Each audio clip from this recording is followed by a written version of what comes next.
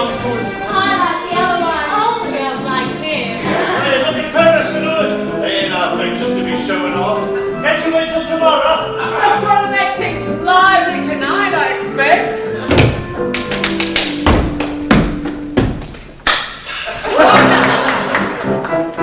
Take me to the derby where 100,000 punters make 100,000 different bets and the bookies always win. Take me to the downs where I see a happy pair with his arm around her waist. They are standing over there. Both of us, eh? Roll on, rolling road, winding through the green, climbing over the hill. Let me follow you through life's changing scene. Go wherever you will. Ladies and gents, allow me to introduce myself. I'm George Purvis, and that handsome bloke over there is my partner, Gypsy Hood, the famous Canadian baritone. How about a bit of a dance? How about a bit of a dance? All right, hey, ladyship, but the dance you want, it's the dance you'll get. Here we go then. The rights of admission to be the same as for the song. Very kind of you both. That you will. Oh, there you are, Al. You can stop looking now. Dory and I found a pitch here. That beats me. Why you didn't come over to the village and spend Derby week with me in here? The girls and I are used to sleeping out in the open. Nice home. And you only living in a few months, the rest of the time roving about the country like a lot of gypsy vagabonds. I don't know how the girls stand it. We never did like the same things, Al, even if we are brothers. All right, now, how about a little help from the crowd? You look like a lovely thing. What's your name, dearie? Gladys Crumb. And this here's Mabel Tadmarsh. Hello, Mabel. And Denise Rusty. And over Yes, a lovely crowd. Just lovely. Come, ladies. We've been entertaining you. Favor us with a bit of a tune. Take me through a city for a taste of brief adventure. Then away and down we'll go and enter rolling countryside. Take me through a wood where Lassie and her lad have decided to be good. And I'm wishing they were bad. Roll on, rolling road, winding through the green, climbing over the hill. Let me follow you through life's changing scene. Go wherever you will. And again, roll on, rolling road, winding through the green, climbing over the hill. Let me follow you through life's changing scene. Go wherever you will.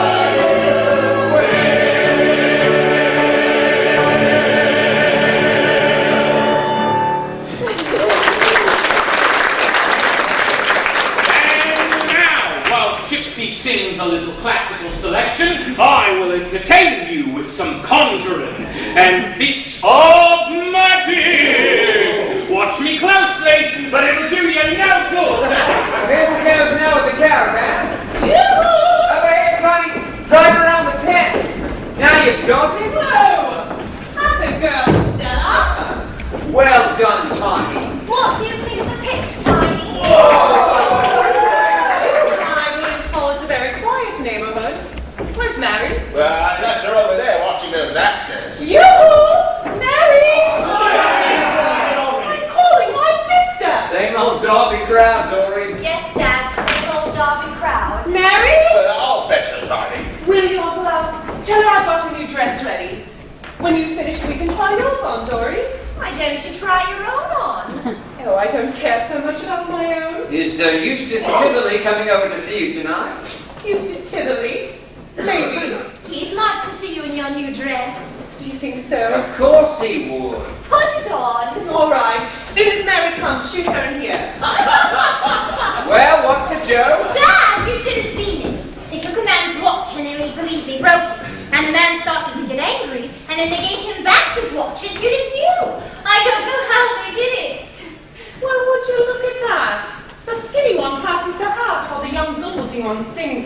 size of the girls. That's the one they call Gypsy, the young one.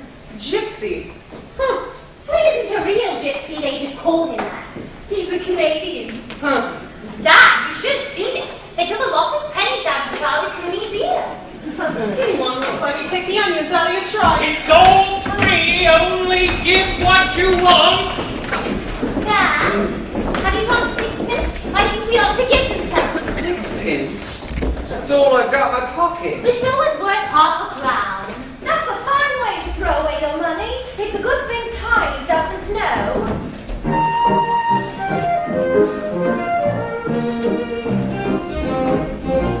Now springtime, the springtime as me. I want to be footloose and free. That's because it's so irresponsible. Now the birds are trilling and filling the tree. I sing because I hear their melody inside of me. Don't believe a word he is telling you. Now that I am springtime, and now that I have you, I sing.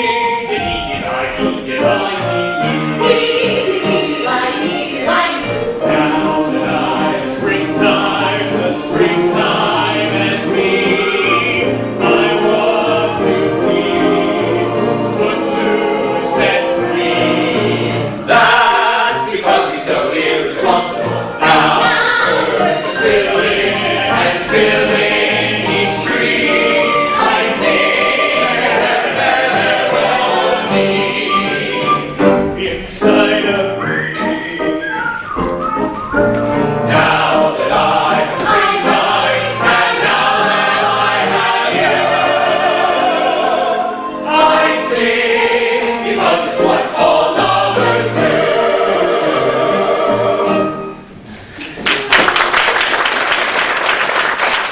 I will now give a little demonstration of mind reading. Just group around me, ladies and gentlemen.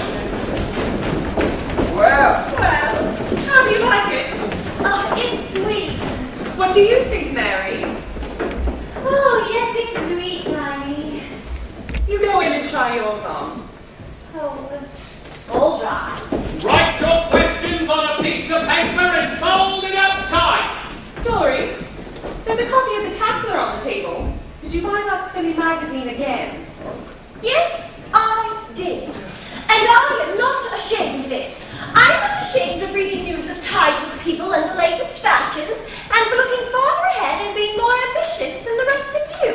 I'm not blaming you for being ambitious, Dory. that's right. You all have your little dreams. Dreams. Fine dreams they have. Mary looking car-blind as a busker, and Tiny going to marry a village cop. Oh, thank you to refer to Eustace as a constable.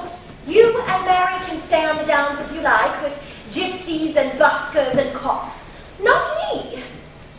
Oh, I get so impatient with you all. Satisfied with so little, going about from one fair to the other year after year, sleeping every night in that stuffy little wagon. Well, I like it. I like the idea of the four of us being so close together, independent and free, going wherever we please. It's a healthy life. It's not healthy for Dad to sleep in that tent on damp, cold nights. It is too. Wouldn't have it any other way. Because you have to. You can't ever earn more than if you walked what you do. I make as much as any photographer at the fairs. And we held him. And I always thought we got a lot of fun out of it too. Fun. Mr. Barber's 3 beautiful daughters posing for him so as to attract a crowd. I think it's low. Well, aren't you the hoity-toity one? Dora, you would try on your new dress. I won't try on my dress. I know there are better things in this world. Nicer people to see and better places to go to. Why shouldn't I have as much right to those things as anybody else? I won't try on my dress. I'm going to bed. What's the matter with the doctors? She wants to see the race from the other side of the course. That shoulder should come up. Your question was, will your new enterprise be successful? It will, and we'll have 6 years of good luck and prosperity. What about after that? Oh, that's as far ahead as I can see, madam. Ladies and gentlemen, this will conclude. One more song. Oh, right you are. What'll it be? Oh, that's going back pretty far, but you'll oblige. Come on, Gypsy. I worry about Dory sometimes. Oh, she'll get over it.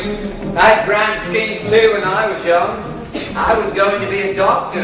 You even studied a bit of medicine, didn't you, Will? That's how we can talk so learned sometimes. What really changed your mind, Dad?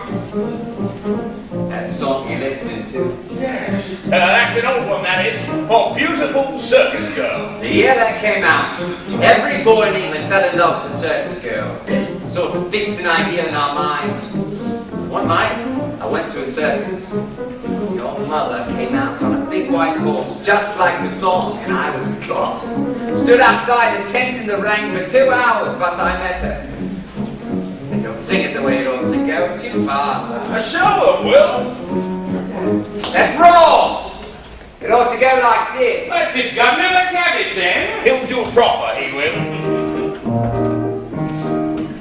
She cantered out on a snow-white horse with bells a-tinkle and ribbons a-whirl. The queen of the ring was a tiny thing, my beautiful circus girl.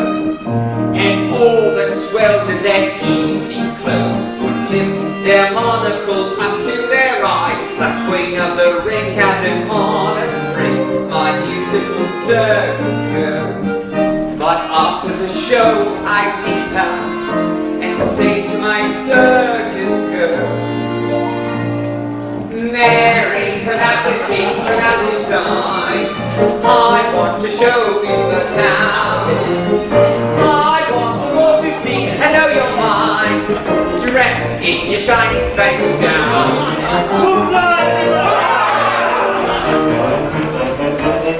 Darling little girl, how darling you go, and we think you know why we love you so. Now, little girl, with your cheeks aglow, can you really wonder why the members love you so?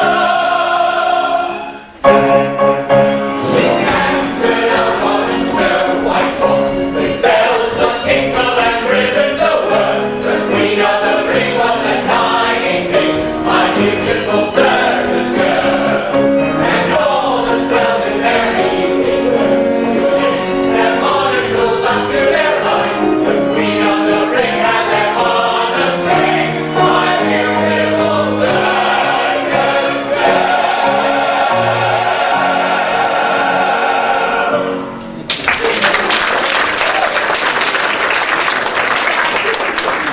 Hi, I'm Stella. I've had enough of these actor types. You look a bit wore out, Will.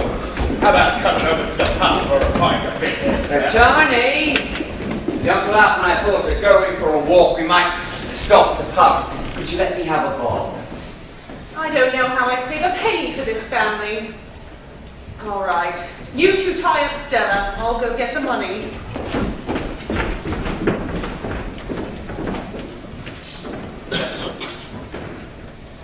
You see me at the Brentwood Fair last week? Yes. I saw you too. I liked your style. That's why I was looking at you. You see me looking at you? Yes. Want to go for a walk? Well, I don't know you. I'm Gypsy Hood. I know. Oh, you said you didn't know me. You don't know me. What's your name? Mary Barber. Right. Want to go for a walk now? Well, I haven't finished the dishes. Leave them.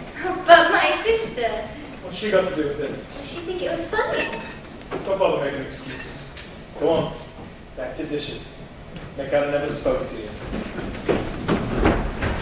Here you go. Be home by 11. Oh, Tiny, are you girls going to help me over at my shop in the morning? Of course we will, Uncle Al. We'll be there bright and early.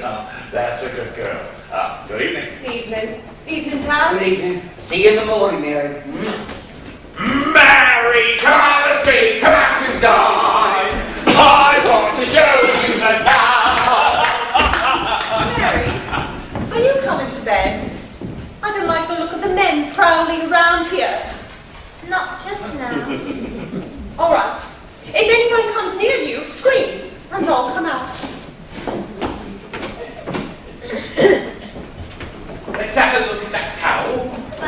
You go on over and talk to young Romeo. I'll do these dishes. Now go on. How do you expect I got the degree at Cambridge if it wasn't for drying dishes?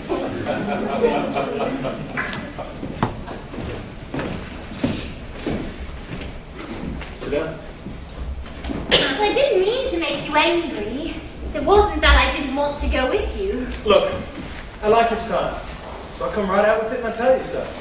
Maybe you don't like my style. That's your privilege. You say, go away, right? I hate the sight of you. And I go away, forget all about you. That's the end of it. I like people being truthful. Well, I wouldn't be truthful if I told you that I hated the sight of you. Naturally, no. I was just giving that as an example. On the other hand, if you like to look at me, you look me in the eyes and you tell me so. And you're my girl and we'll go around together. If any other fella looks crooked at you, have you got a fella now? No. Good. And if no other fellows can look at me, how about you with other girls? Well, that's entirely different. I've got a certain number of ladies who count on me, so to speak. Being a theatrical artist and a public figure, I've got my end to hold up. Wouldn't be good. Professionally. Got around, I was tied to one girl. Oh, no, I quite see that. You're not going to pout, are you? I don't think so. Just being truthful's all. Look, Mary, you can be sure everything I tell you is straight. I say you got a sweet face. I mean it. I like your hair, your skin too. That one crooked tooth don't matter. Oh. You only notice it when you laugh, and then you hardly notice it. It's your eyes aren't so pretty. I like your hands too. Always want to touch them when I see them. Yeah, give me one. Yes. Yeah, fine. Soft. Little hands. That? What is it? What do you do? What do you marry? Let's go with my sister. Now, cool off, Mabel, and let me explain the whole thing to you. Look at my dishes, smashed to pieces. It couldn't be helped, Mabel, honest. My name is not Mabel. Well, mine is George. Pleased to meet you. I am so sorry. Here now, let me help you with these dishes, Tiny.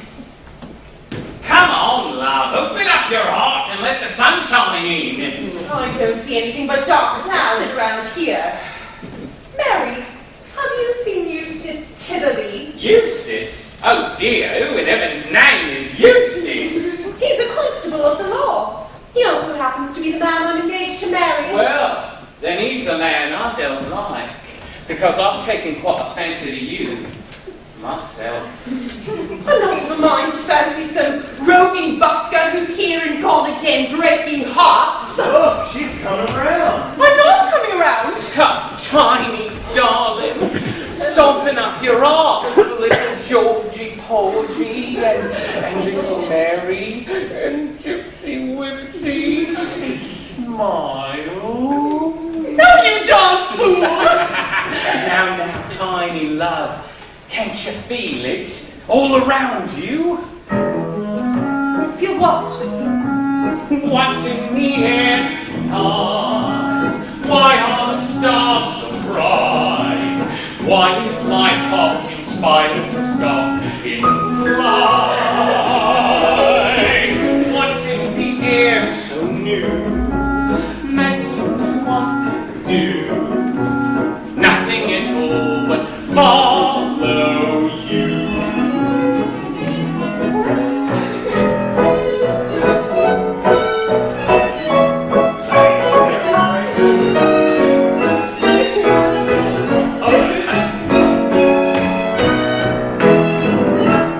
What's in the air tonight? Why are the stars so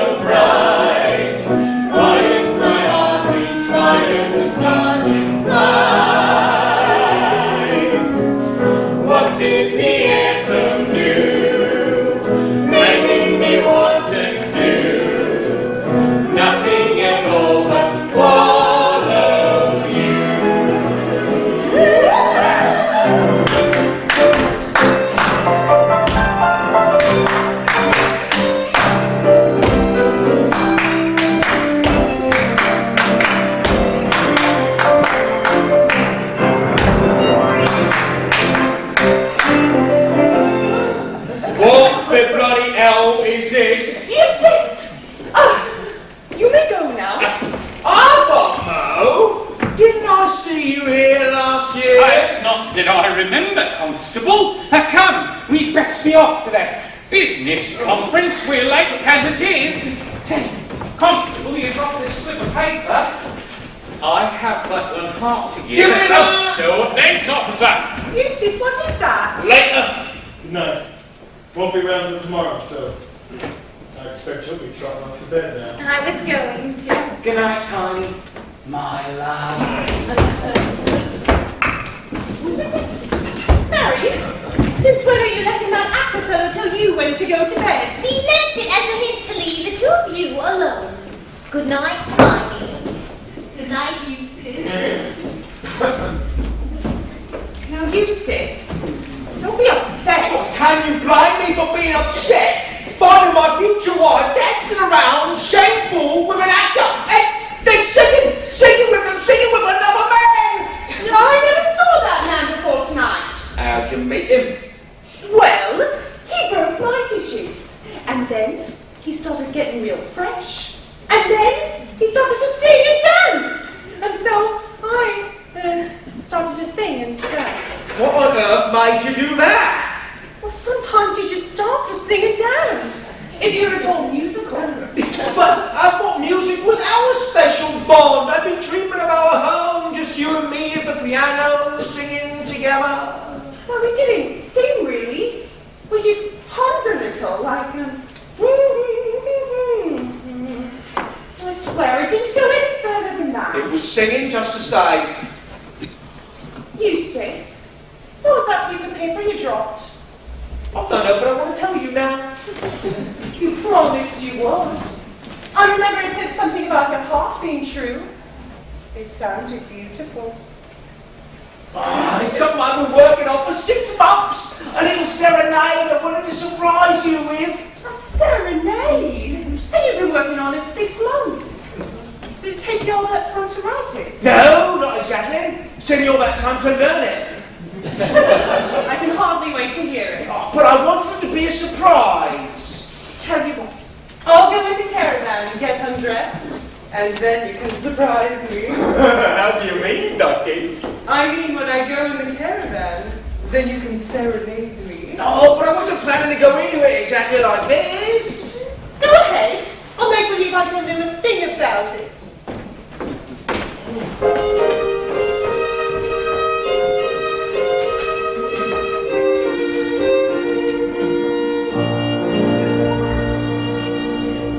I have but one art to give, and that art is true. I who have one life to live, give that life to you. Though no fable wealth have I, here's the earth and air. Here's a love you cannot buy, these I offer you, and only you to share. Share the world with me. We can live most anywhere. Come and live with me.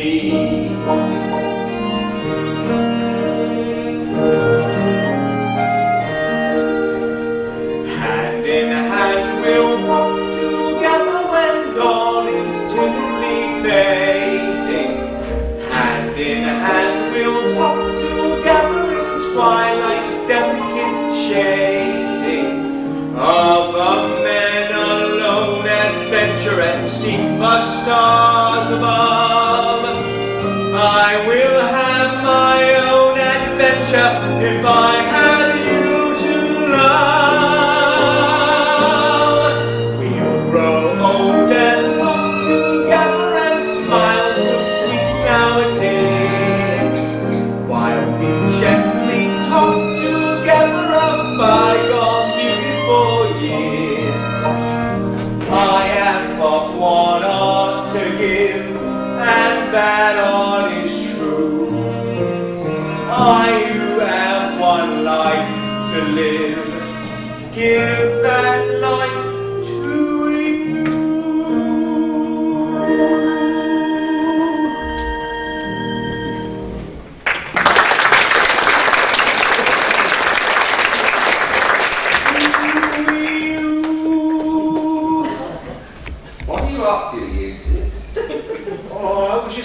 Lady Tiny.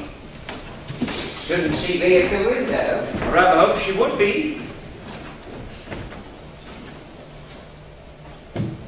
All three girls are fast asleep. I serenade when rocked to sleep. Is that good? It's lovely. You said you're not going to sing any more, are you? No, sir, I wasn't planning to. That's a good boy. Good night. Good night, Governor.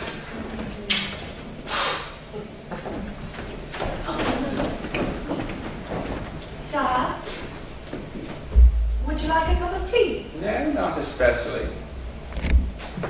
I want to talk to you. Lovely warm night, isn't it? Tiny, why did you want Eustace to think you were asleep? Mary got restless in her sleep and started mumbling. I got to worrying about her so and took all the fun out of being serenaded. Those two kids in there, I don't know what they're going to do without me. They'll get along somehow. It's high time you did something for yourself. All while traveling about with fairs and circuses. Jewelry's fine. But Mary, she's the baby. And she's romantic. And a man like that gypsy can... Hi, is that you? What are you doing up? She's died. Nothing, love. Just having some tea. Go back to sleep. You're making tea. Come on now. Snuggle up with us. Have some tea, Mary. Oh, no thanks, Dad. Wake me up. Just let me stay out here a while. It's nice out here. Tiny, I was talking to your uncle last.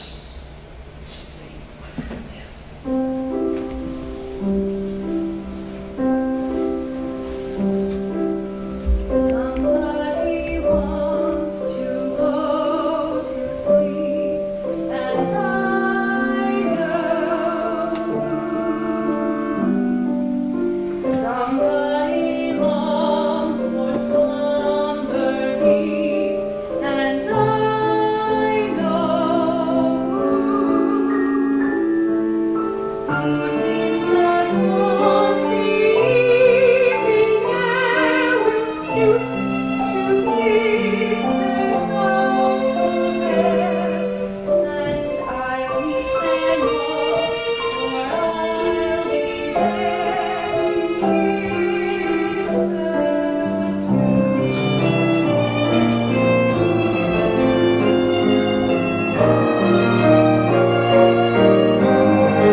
I will kiss her too.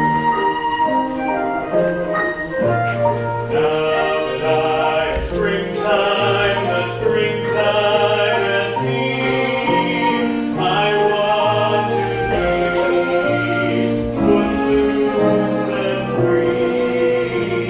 My lover, come out of the shadow,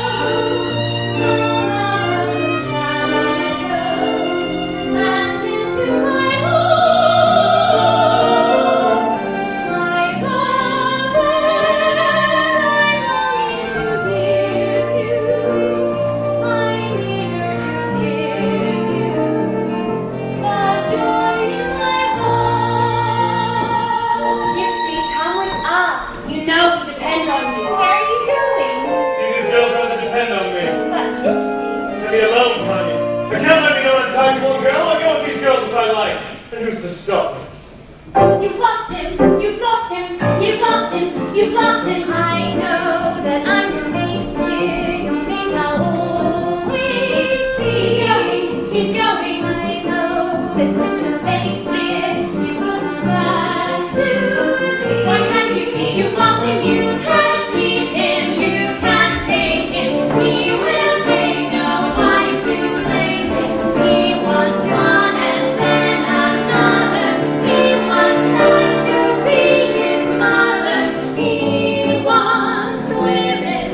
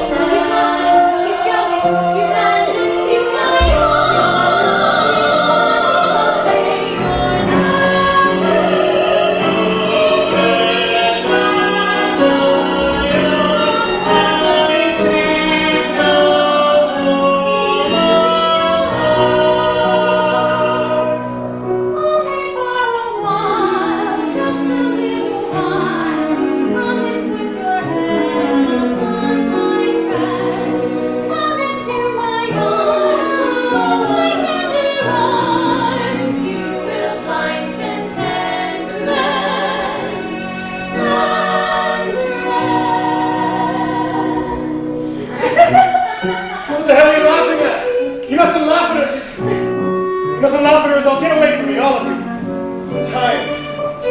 I'm so tired.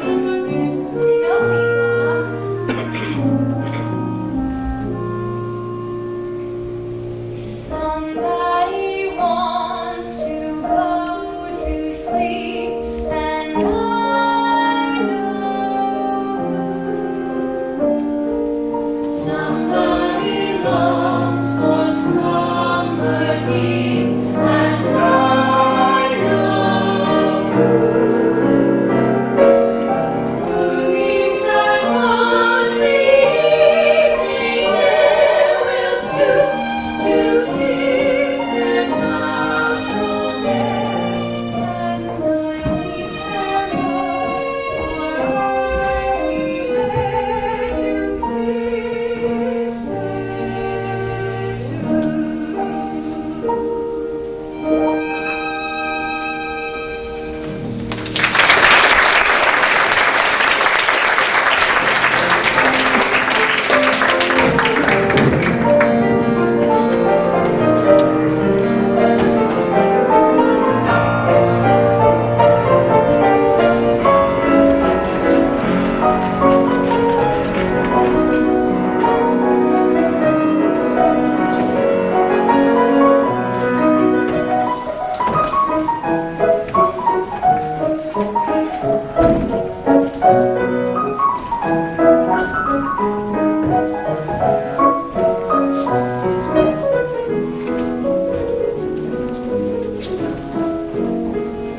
I've got all the sandwiches put away, Uncle Al. The ham is on one shelf, the chicken on the other, and Tiny packed up all the buns before she left. Oh, good morning, Eustace. For heaven's sake, what's wrong? Oh, sister, that's what's wrong. Still fighting about George Purvis? Well, I'll tell you, Dory. Tiny thinks that Purvis chap is just the cleverest man in the world. Oh, and the funniest too. You die laughing at the things he says. Well, I bet his police record's pretty clever too. He's got the tapering fingers of a pickpocket and the look of a murderer. And Tiny had to take him out to the flingers last night. You shouldn't have allowed that. What was I supposed to do? I was on duty. Listen, you tell that flying sister of yours I'm looking to have a word or two with her. I'll be back after the derby's run. Oh, this is bad, Dad. Almost 11 o'clock and nary a farthing. I can't find Mary anywhere. Oh dear, business off, Dad. Not a single customer. Come on, Dory, we'll do our posing act. Oh, I'd rather not. We might have our picture taken, mister. Oh, well, miss, just take a nice little pose and I'll have a picture before you can say king it. How long before we can see the picture? In practically no time, instantaneous photography, we call it. Well, would you look at that? That's the finest picture I ever saw. Much better than the one we had taken at Bond Street. I'm so glad you found time for us. Here now, Mr. Barber. Gladys Crump and I'll have a go for a picture, soon as you've finished posing your daughters. Come along, ladies, we'll get a nice one for you over here. Tiny, I told you before, I don't want to do that sort of thing anymore. Well, I'm lost. Let's see, we came in over there. I beg your pardon, yes, but could you tell me how we can get across to the paddock? It's right this way, Mr. Glaney. You can see the top of the grandstand if you look over there. How did you know my name? I've seen your picture in the News of the World and the Tatler. I'm Dorothea Barber. Dorothea. And this is my sister, Consuelo Barber. Consuelo. Consuelo, how do you do? Delighted, I'm sure. And this is my friend. Sir John Marsden. How do you do? You see, I'm as famous as you are. You two charming young ladies live here. Well, no, not We're exactly. just here for the derby. Well, so am I. I'm stopping over at the Marsden place. Beautiful estate you have, Sir John. Have you been there? Only as a poacher, I climbed over the wall last year and picked some flowers. Huh? Try that again, I'll arrest you and keep you there. I love that brook with the bridge across it. I rather wanted to lie there for hours doing nothing. Next time you come, stay as long as you like. What part of the course will you be watching the race from? Well, we thought we'd go over to the Downs. We find the gypsies and costers so amusing. Oh, those gypsies. Such clowns they are. Well, you say we get through this way. Yes, right over there. Thank you very much. I'll look for you on the downs. Perhaps we can have a long visit. I'd like that very much. Good afternoon, Miss Barber. Miss Barber. Good afternoon. Dorothea and Consuelo? I could hardly introduce us as Tiny and Dory, now could I? And why not? They're our names. They're nicknames, at least yours is, and they're very weak of the lower middle class. Hello, Tiny girl. Dory. Hello, Mr. Purvis. I'm going over to the downs. I'll talk to you later. Tiny, Eustace Tivoli was here. He says he'll find you after the derby's been run. I might catch my death of cold from the chill round that one. Well, no matter, Tiny. I saw Charlie again. He says Durbar can't lose. Why are you so anxious to see me back a horse? Because I know that underneath all your respectable manners, you got mischief in you. Mischief? And I like to draw it out of you. Oh, you dumb fool. Oh, I know you. I know that every once in a while you get an instinct to do something foolish, something with no sense to it, like kicking up your heels in the air, or jumping in a lake with all your clothes on, or putting all your savings on a horse. How do you know that? I'm a busker. We're extremely good judges of character, we are. So, shall I put one down for you on Durbar the Second?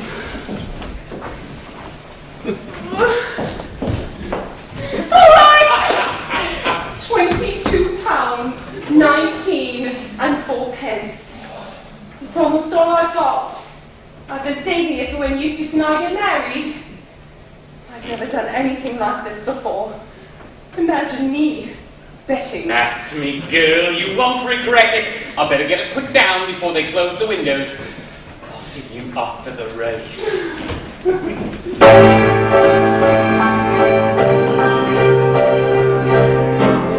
Come, test your strength. Show your lassie you're a man. Have your fortune told, dearie. See what the stars have in store for you. Baked goods, baked sandwiches, scones, Pringles on, fresh baked goods, Empire biscuits. Good morning, you.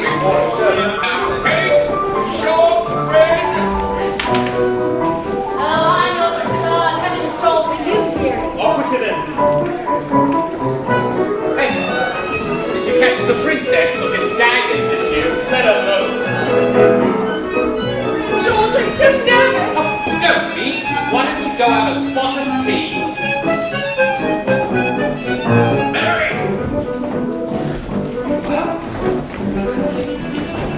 So that's your new girl, is it? Will Marver's daughter. Oh, she's all right if you like the mousy quiet tone. Not much passion there, I would imagine. Gather round, ladies and gentlemen, who is it on doing a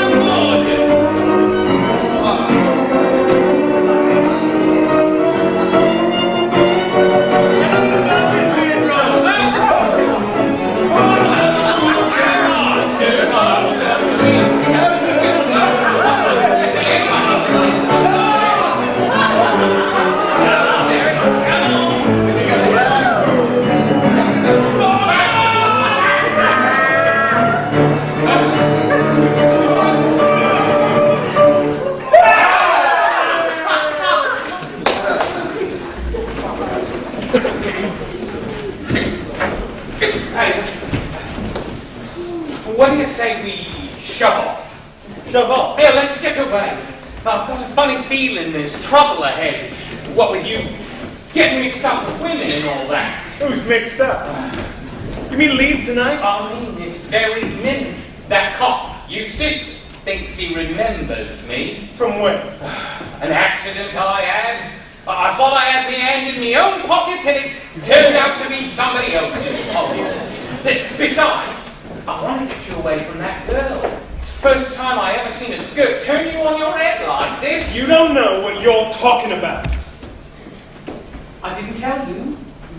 I bumped into Mike Erman this afternoon. He's getting up a PRO troupe, opening in Southport in 3 weeks. Said he could use our act. Be good. Steady money for the rest of the summer. Mike will be over at the White Hart tonight. I told him I'd drop in and let him know. We're not going anywhere just yet. There's still a hardy crowd here. Let's try that group over there. Mary, come on. What a fortune told, miss. What cost you a penny? I can tell it to you now, dearie. Let me see your poem. Watch out for gypsies. They're dangerous. Mary! Your name is Picture Printing Development. Ready to be frank. Eustace, there you are. Doris said you were looking for me. You're not still angry, are you? Come on over here. We need to have a little talk. This looks quiet. Now sit yourself down.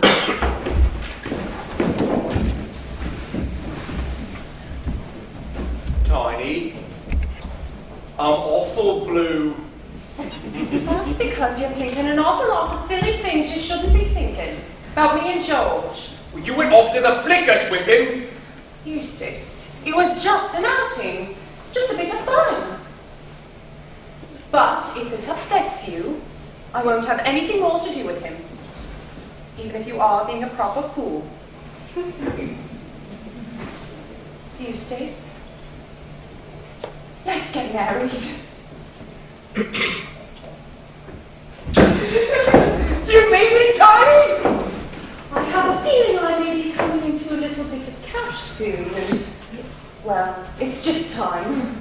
I'm tired of being mother to Dory and Mary and worrying about them.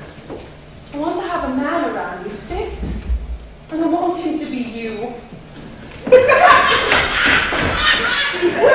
Well, it's about time I heard you say that, Tiny. Women get notions sometimes. Want to do something that makes no sense to it, like jumping in the lake with all your clothes on, or backing a horse. You often get strange impulses like that? Well, if it wasn't that, it'd be something else. But a man acts as a sort of anchor. That's right, Tiny. He doesn't necessarily have to be a wonderful or unusual man. No, I guess not. He doesn't necessarily have to be a clever or good-looking man, as long as he's the dependable, sober sort. Well, the way you describe it, I'm sound very excited myself. What do you want to be? A wild, deceiving horsebreaker? I wouldn't marry you if you were. That type of man may be attractive for a girl to have fun with, but not to marry. So you mean to say you want to marry me, but you don't expect it'll be much fun?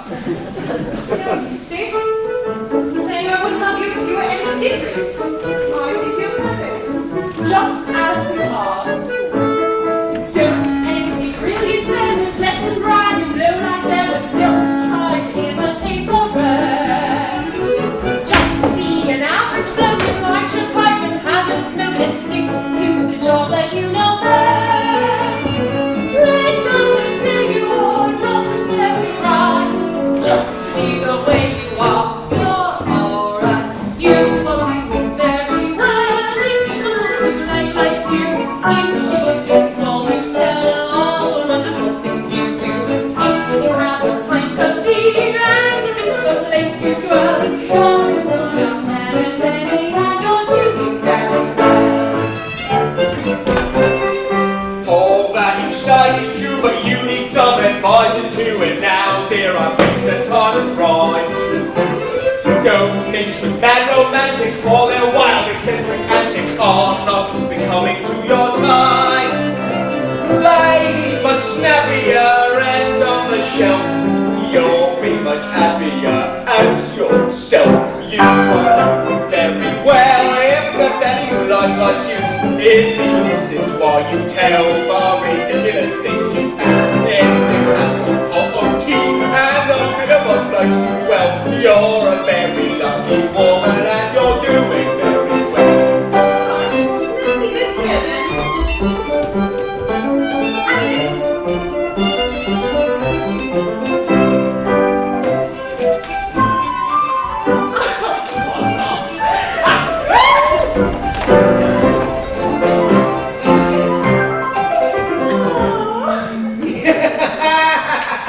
Something that was exhilarating.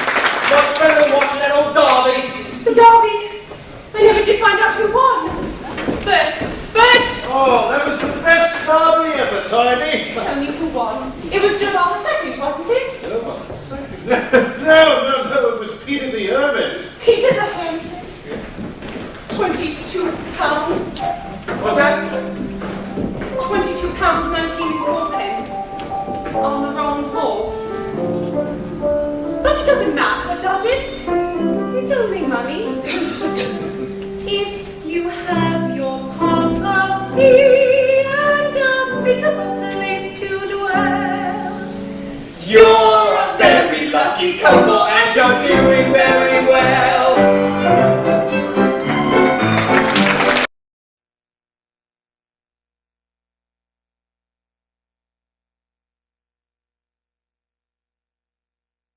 Oh, you got here first, did you? I just came down for a smoke. You seem to be feeling rather athletic. Well, I was standing on top of a hill and I saw something pink go into the orchard, so I came down to investigate. Something pink. Well, I had a feeling it might be that sweet champagne we met on the downs. You're talking rot, Davy. Don't you remember? She said how much she loved this bridge. Said she could lie here for hours. Did she? Well, I don't see anyone now. The trees are so thick in there, the poor little thing might get lost. Someone ought to go in and guide her to the light. Hello. Well, good evening. I was just walking along and I had a sudden impulse to come in and take a look at my favourite bridge. I didn't dream I'd find anyone here. Well, John just came down for a smoke.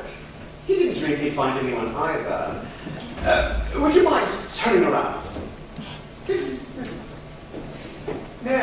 No wings. Wings! I'm not that good. Well, if you haven't got wings, how can you be in the orchard one second and over here the next? I just climbed over the wall there. I haven't been in the orchard at all. Well, somebody is in the orchard.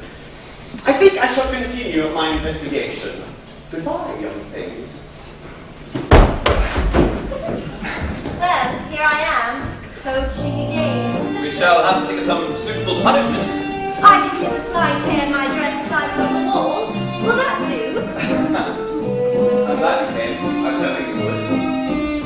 It must be lovely to be waltzing up there. But waltz? What bad luck? Bad luck.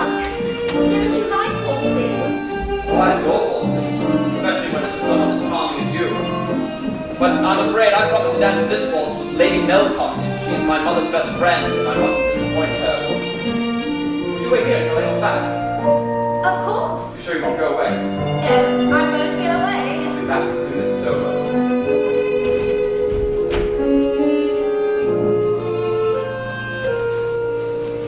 Music is softly playing, and girls in the arms of their boys join their dances. I would be dancing if I were there. Timidly I am swaying.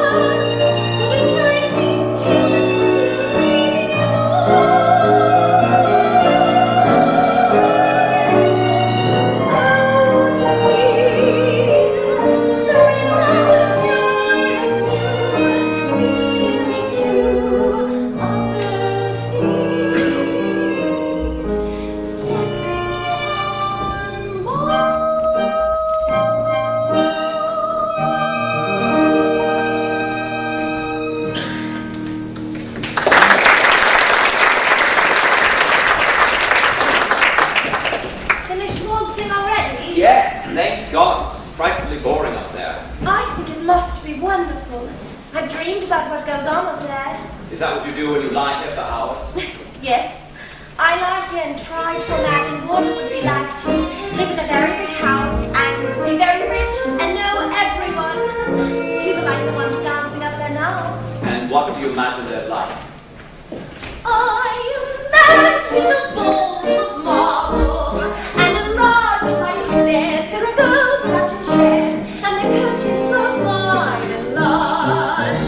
I expect there's a full dozen flunkies. Everyone's very big with a white powdered wig and with negrigees made of plush. This is 1914, you know. Lady Marston welcomes her guests, and oh, does she gorgeous. Lady Marston, you mean my mother? Yes, I mean your mother. I can see her in her emeralds. Are the guests here, Flunkey? Yes, milady.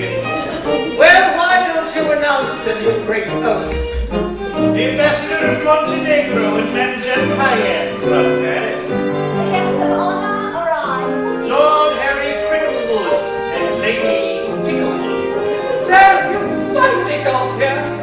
You're quite late. Now, we can start to dance.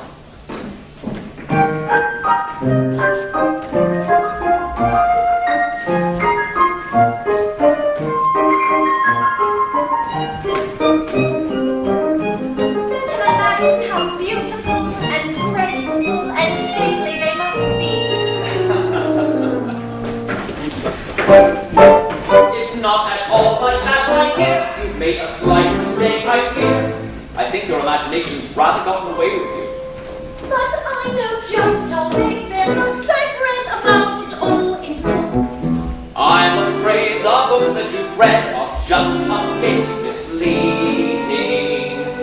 For one thing, my mother's quite a charmer, really, and she seldom wears her emeralds. And the young people who dance aren't quite so stigmatized.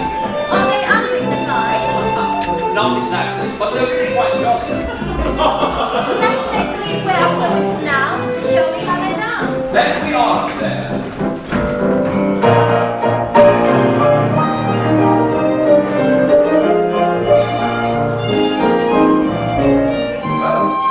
Isn't the floor crowded? Scarcely room to do a step. Oh, I think they're playing the song from that new show in the West End, aren't they?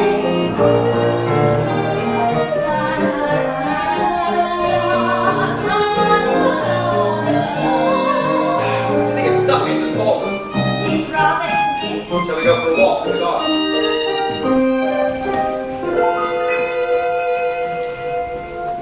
Do you mind terribly my kissing you?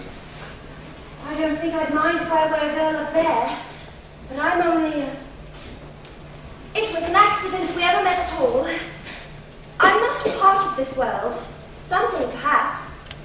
I think I should go home if you don't mind. May I see you home? Please, I'd rather not. Don't be angry. I'm not. Really, I'm not. Good night, Sir John. So, John. Good night, John. Nice, Dorothea. Now, wait, just a moment. Dorothea sounds so unlike you. Would you mind if I called you something more jolly, like Dory? I suppose I could get used to it in time. Now I really must go. Good night. If you're going to go climbing over the wall again, at least let me help you. I got over by myself before. Yes, and got a tear in your dress for it. Besides, it's higher on this side. Is it? Perhaps I shall need some help. Come along.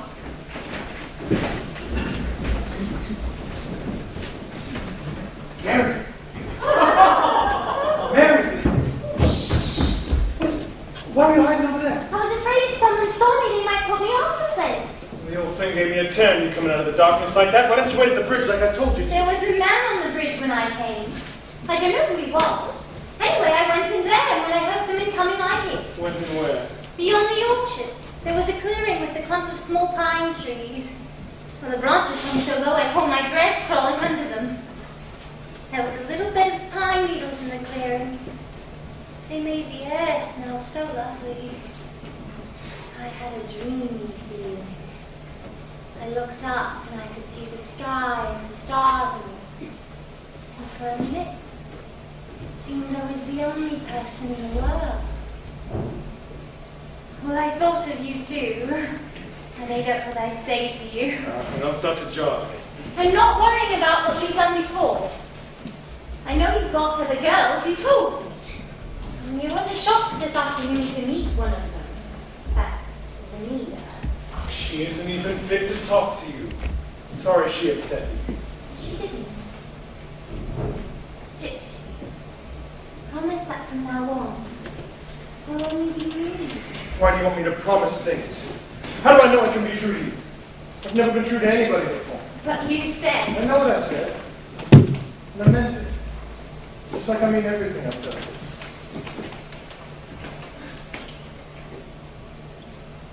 I love you. I love you as I've never loved any other gal. And I know I'll never love anyone this way again. There you have it. That's being truthful. Just don't ask me to promise things. Count. Just count. Suppose we love each other. Suppose I see somebody else. But if you really loved me, you wouldn't want anyone else. Right. And that's why I'll be true to you. Because I want to be. Not because of a promise. You've got some pretty queer ideas. Maybe. But they're my own. I'll never be bothered with other people's ideas. I've never met anybody like you before. Neither have I.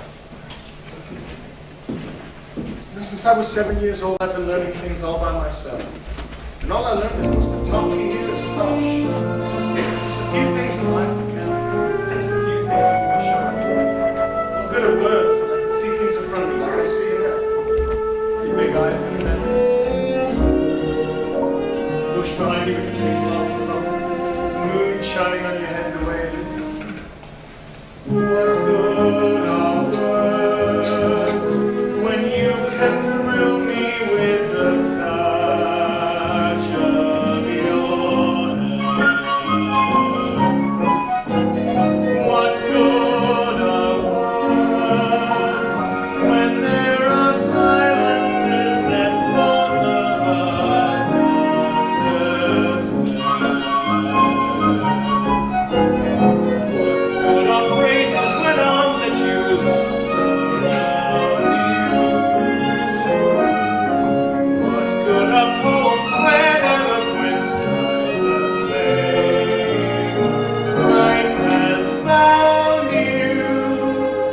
What good are words when in the hush of night I hear your heartbeat on mine?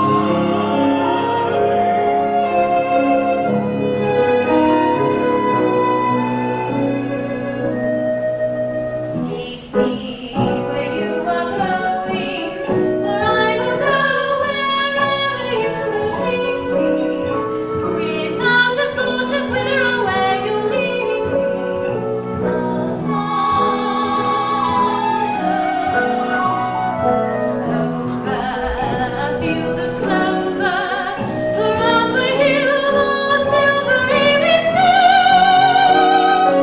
I don't care where I am going if I go.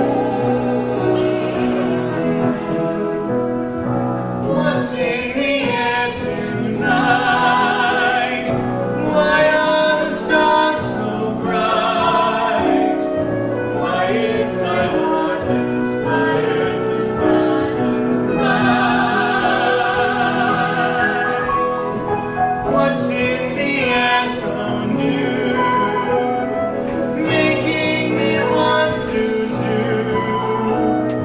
nothing at all but follow you?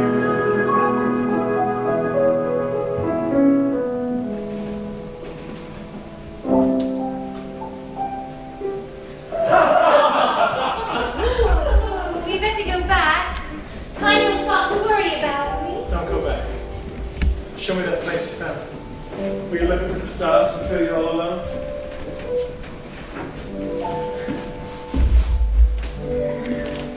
Come on then.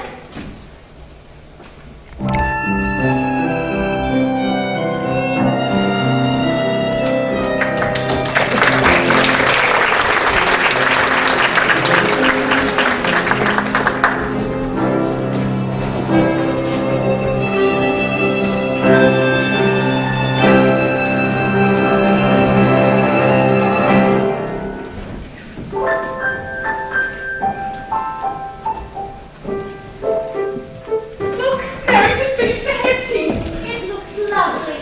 Also blossoms on in the morning. Fine mess we're making of Uncle Al's house. Have you started Mary's mail? It's right here, almost ready for her. She's going to look pretty as a picture. You both look pretty. I don't like giving away either one of you, far less two at the same time. What's the good of Mary looking pretty, throwing herself away with that? Honey? We're up here, darling. Tiny, you look beautiful. I don't see anything about it here. Anything about what? About what I've got to do tomorrow. The minister receiving the woman at her father's hands. That's all it says about it. It doesn't say how I do it or anything. Oh, well, the curate will tell you, Dad. I asked the fishmonger down at the corner. He's married off 5 of his daughters. He says he always takes them by the elbow like, gives them a little push. We're going to be wearing tight skirts and veils and everything, Dad, so whatever you do, don't push. Look at Marcy. Probably Mrs. Tatmarsh for the decorations. I'll Well, go. I think I'll go to bed. Good night. Night. Dory. I think I'm all in for the night too.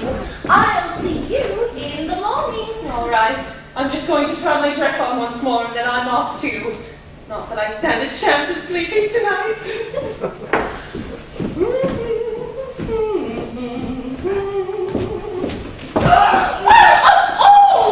What are you doing behind that screen? I'm here on business. My boudoir?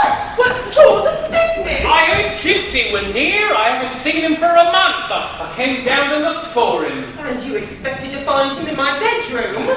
Listen, do you know what Eustace would do if he found you in Don't there? I know it? He's the reason I'm here. I was standing outside the shop and I saw him coming. I ran in the house and you were all at tea. I sneaked up the stairs and when I heard you coming up, I hid behind the screen. Tiny, have you tried your dress on? No, yes! I'm coming in to see it. No, it was one surprise! What surprise! I helped you sew it. I thought you had your dress on. I took it off. Well, here, put it on again. No, it's bad luck to wear your wedding dress the night before the wedding. It gets all wrinkled. I thought you were going to bed. Well, I was, but I wanted to see the dress. Cover up! Cover up! Cover up? It's cold! Cover up! You catch your death! It isn't cold at all. It's a beautiful night. Look at the stars. You're right! Come over to the window and I'll sing you a nice lullaby! Tiny, you're holding me so tight I can't move. Come out, bright stars, come out! You'll wake the neighbors. Are you out, bright stars? Are you out and about? Honey, are you singing? Time you girls were in bed. You startled me. That's right, Dory. We should get to bed. All right. Good night, girls. Night. Good night, Tiny. Good night. Tiny, I tried to get out, but this is a hard house to get out of. This place is full of your relatives. Do you realize what this means the night before my wedding? You've been in here all night watching me undress. I'd like to say something for the bridegroom. Now look here, the sooner I'm out of here, the better. You're right. We best use the back stairs. The hall's too risky. Follow my lead. You know, this is the busiest bedroom I've ever been in. And I've been in some busy ones. Oh, George Hermes. You darn fool. Tiny, what are you up to? I'm walking in my sleep, Dad. Oh, what about that man? I was just walking in her sleep too, Captain. Oh, well, good night.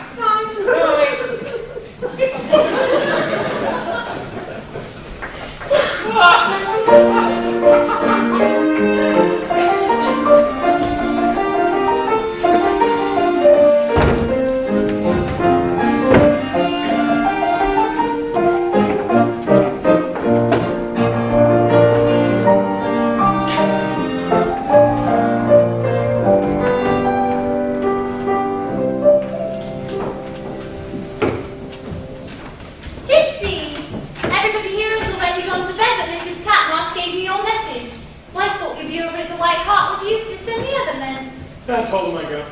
I didn't feel like it. Walked miles. Oh, it's nice and cool out here. We could sit on the steps and talk. The girls and I were just saying how much can happen in a month. Tiny and me both suddenly getting engaged. Dad giving up the fairs and starting business here. You giving up the fairs. It frightens me a bit.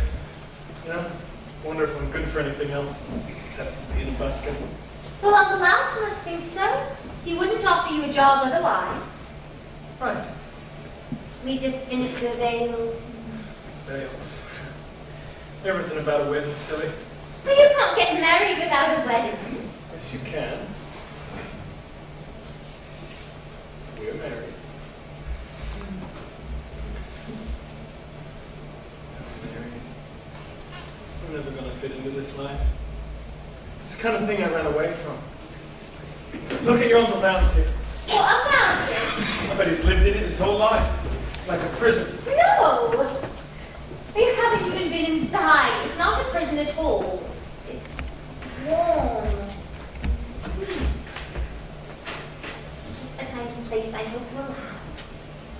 Funny old house. There's a funny old house in a crooked old lane and a garden where slippers grow.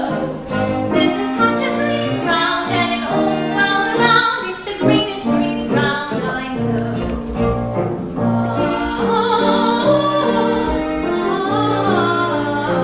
There's a little gray cat And a little brown dog. and they're sitting there side by side. And it's proud that they'll be when I bring you home with me, for they'll know that I've won my bride.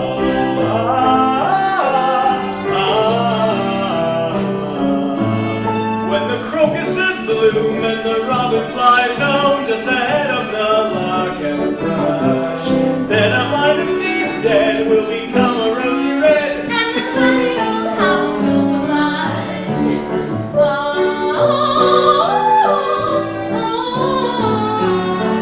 And the little gray cat And the little brown dog. will be knowing it's springtime too. And it's proud that they'll be for the looks you're giving me and the looks that I'm giving you.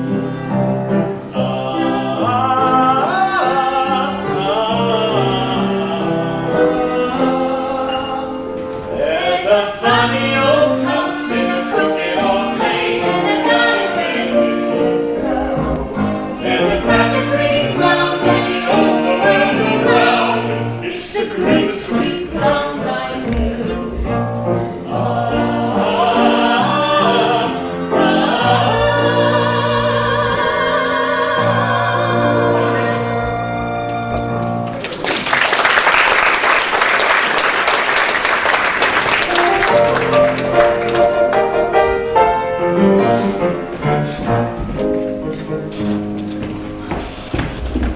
Haven't seen him yet. Oh, maybe he went in the church. Mabel, have you seen Gypsy? Now, to hide your hair, Did he get in yet? No, Eustace, he seems to be a little late. Well, can't I get married? Well, if he doesn't come soon, you and Tiny can go ahead with your wedding. Well, I should hope so. He's going to get out of his clothes, the better I'll like it. I'll go inside and keep the girls quiet. you look dreadful pale, Elf. Ah, this is a very trying day for me. I don't know how I'll get through the ceremony. Oh, for goodness sake, it's not your wedding. I should say not. No fear there. They never got me. They might, yes. You see, what worries me is I've been chosen as best man by both the groups, and I shall have to handle 2 wedding rings in quick succession. Well, you need a clear mind for that, you know. Would you like to come over to the White Hart with me, Al? And have me give you a little drop or something to pick you up? Well, I don't mind if I do, Mabel. It'll do you good. Sam, Barbara, Sir John, haven't seen you around for a while. I've been on the continent. What's going on around here? A wedding, sir. A double wedding. Who's getting married? 2 of the Barber girls, sir. Oh, your nieces. Which 2? Mary, sir. Mary, and- sir.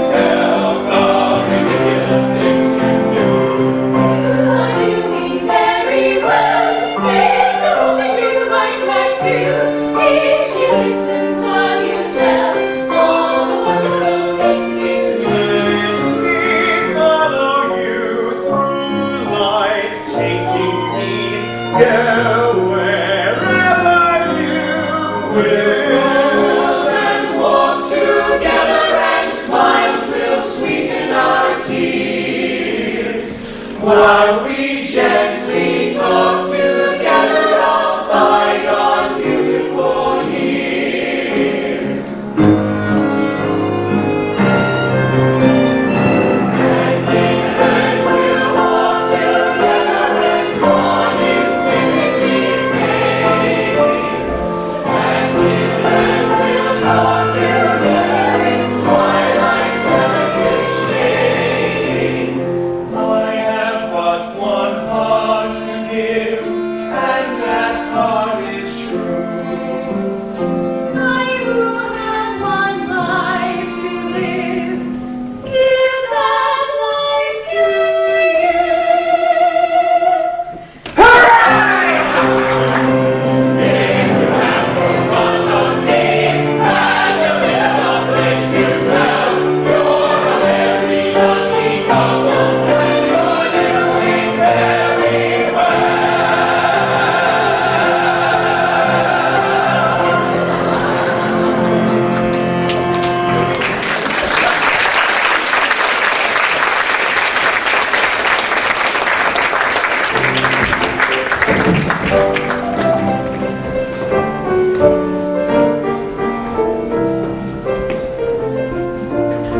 Lovely wedding, didn't you think so, Brett? Yes. I didn't think much of that hood chap, though, did you? No, he didn't seem to want to join in any of the fun. Eddie used to be a busker and all. So entertainer. I hear he's not taken his wife away at all, not even for a trip. They're just going to stay with her uncle.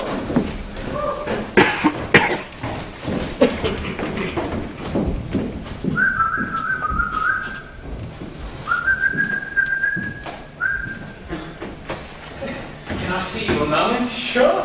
How are you, George? Hello, Gypsy. Hey, you didn't let on to anyone I was out here? Of course not. When did you get down? Last night. Suppose you heard about About your getting married? Yes. Too late to do anything about that now, I expect. I actually dropped by for business purposes. I've got a letter here for you to sign, giving up all your rights to the act. my rights to the act, the jokes and the songs and the patter and everything. Well, you ain't got no more use for them, have you? Ain't you given up the stage for good? Yes. Yes, I have. I'll sign it. My word, you look a proper toff in that collar. It's damned uncomfortable, too. Here you are. Drops a line every now and then, huh? Oh, where will you be? Here. Care of Alfred Barber. I'm going to work in his baker shop. You're what?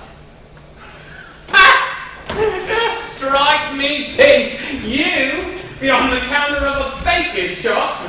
You think I like it? Huh? You think I enjoyed myself that day with that lot? Listen to them tell their silly stories. Drinking their poxy punch. I'm fair for it now, I'm sure. Then why do you think we should do it, Gypsy? Because I love that girl. Truly. I do. Just wanted to do something she liked. Now you have. And now what? I'll wait. See how it goes in the shop. And if it's no go, you'll come on back with me, eh? Yes. Yes, and bring Mary along. Well, why wait? Why not join with me now? She made me promise to stay here. Damn this collar. Why don't you drive as far as Epsom with me, and we can talk it over? I don't trust myself. Come on, Gypsy old pal. The parked car is pointed straight to London now. There's nothing can stop us. You don't belong in there, and you know it. You don't belong in any house. Mary. Go on, Gypsy. You've always been truthful with yourself. You're the one bloke I know that doesn't kid himself about what he really wants and what he don't want. And you know damn well what you want right now, don't you?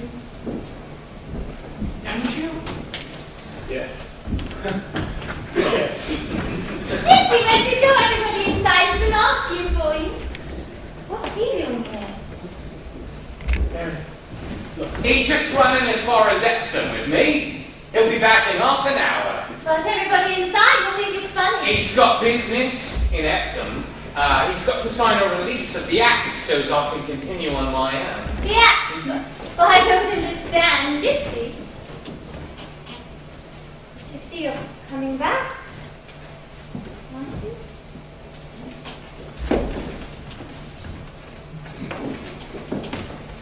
An hour.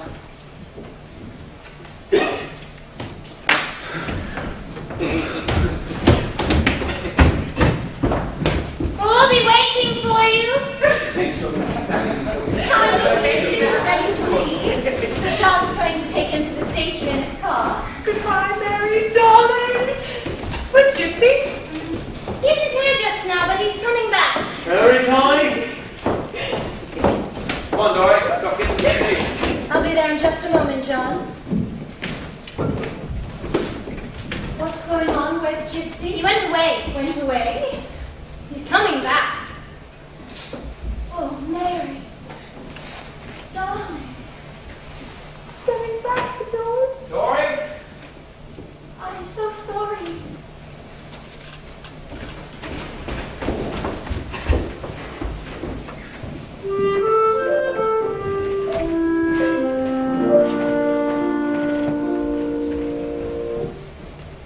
And the little rain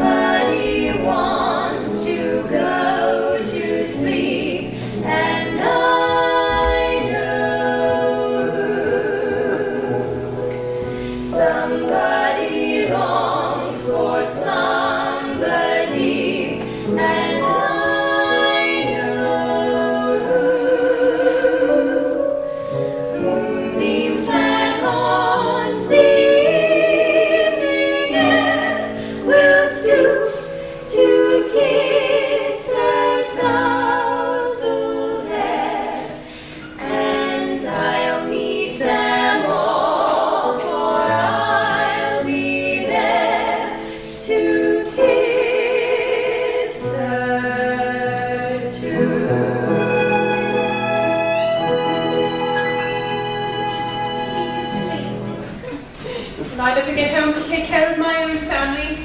Eustace likes to find me and the twins waiting for him. If he gets home and we're not there first, he isn't fit to spend the rest of the evening with. Nothing for you, Dory. Nothing for anybody else. Any more news about Eustace enlisting?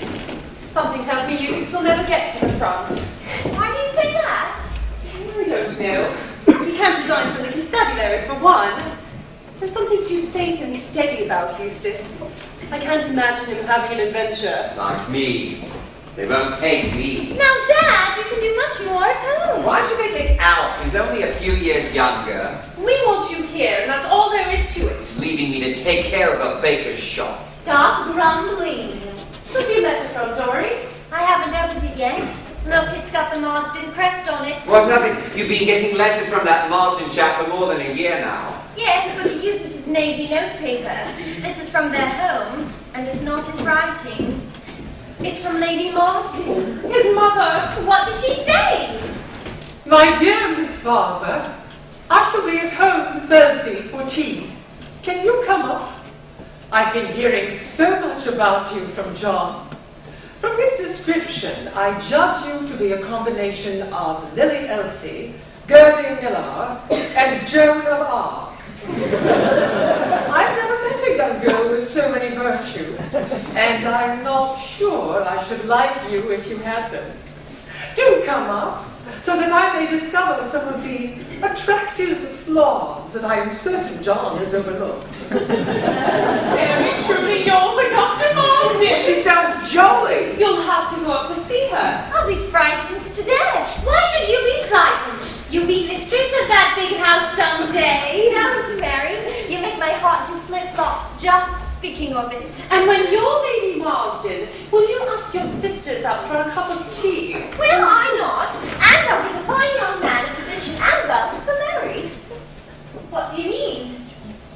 Why should I want a young man, haven't I a husband? Well, have you? Dory's right, sweetheart. You don't owe him anything. It's been over a year now. He's been in France. You haven't heard one word from him. You're only guessing. You don't know. I'm not guessing. Mrs. Tatmarsh told me. She heard it from that palm reader. That needed fun. You mean she's heard from I him? don't know.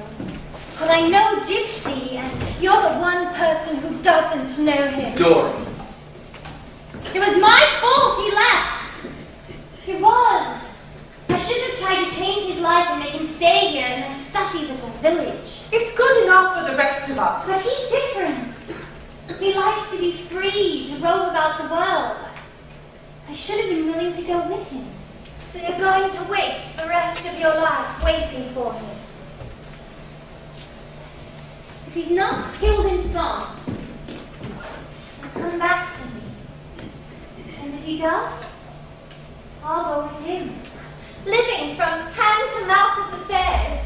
How can you raise a child that way? Now, just a moment. Those were brought up on circuses and fairs, and so was your mother before you. Dad, you know what I'm talking about. Tiny! Tiny! Tiny! Tiny! We want to sleep. What did you get? Permission to resign. Finally, I'm already enlisted. Enlisted? But you won't be going for some time yet, will you? Won't I? I go tonight. I might be in France this winter. Oh, it's all so sudden! Eustace, you're not meant to be a soldier. You're too gentle. Oh, Tiny, don't talk so silly. You always agreed I ought to go. Yes, but I never thought they'd take you. What's wrong with me? Will I make such a bad soldier? No, you just make such a beautiful policeman. All right. I'm all right. Forgive me for being such a fool. Where are the babies? The twins? Head downstairs in the sitting room. Oh, how have you been today? Did they say anything? Eustace, they're 4 months old. The sun's going down. I think it's about time we get them home. Will you excuse us? We'd better go. We've got a lot to talk about. Goodbye, Eustace. Congratulations. Thanks. Come over tomorrow, Dory. We'll talk about what type of dress I'll make you. Right, darling. I'm going to answer that letter now. Mary, dear,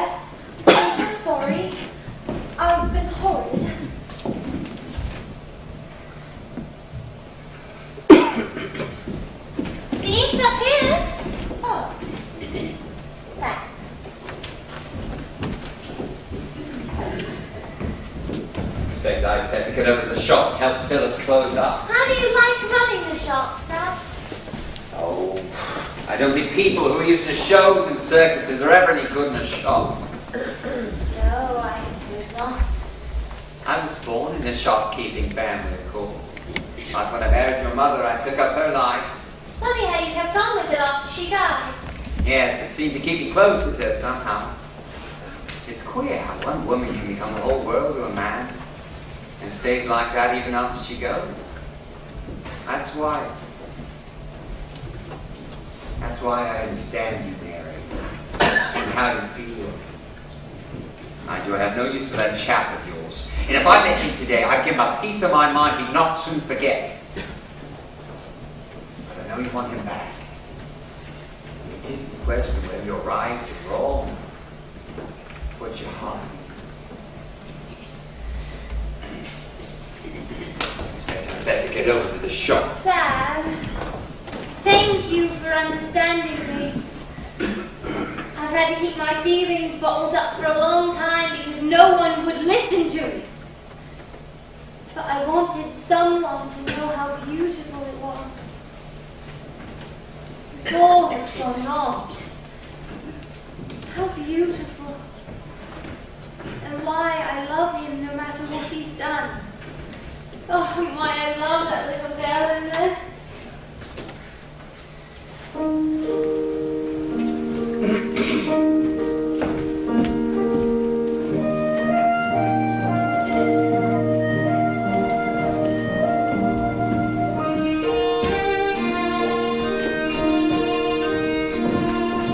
Somebody wants to go to sleep, but I don't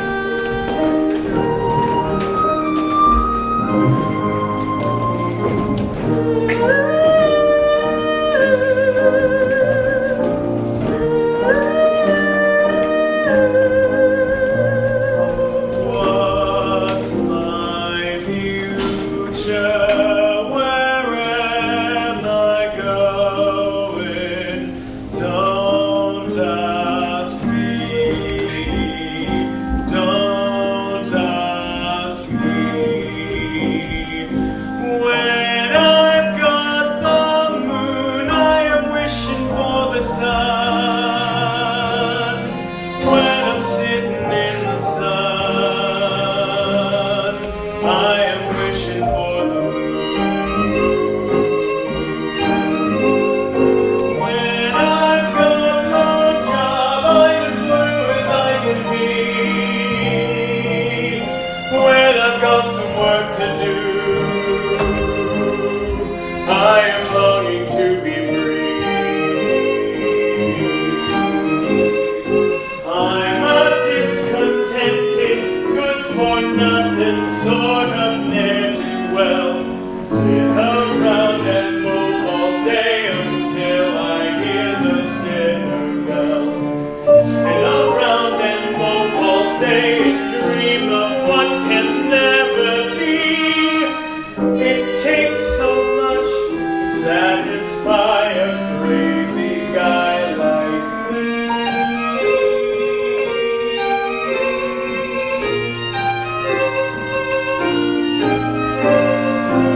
When I've got the moon, I am wishing for the sun. When I'm sitting in the sun, I am wishing for the moon. When I've got 5 quid, I am wishing it were 10. But if I had years of love, I would never wish again. What's my future? Where am I going? You tell me. You tell me.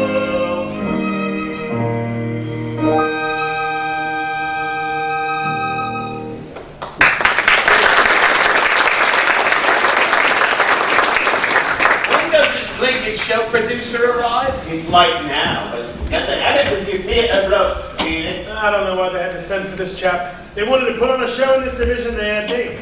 Lord knows I've got enough experience in shows. And Lord knows you make us listen to your old songs often enough. When I go back. Indeed.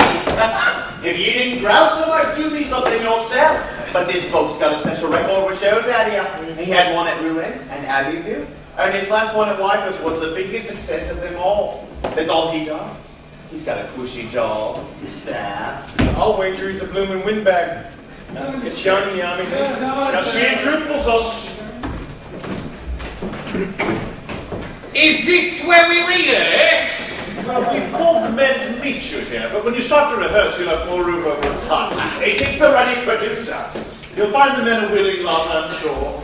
Corporal Messington, see that Sergeant Purvis gets everything he wants. I'll leave you here now. Thank you, Sergeant. Ah! So you're the big producer. How are you, Gypsy? You don't mean to tell me you're in this blinking mob? Do you two know each other? Oh, we're all partners. That's what we are. This is a stroke of luck finding you here, Gypsy. You can be my assistant.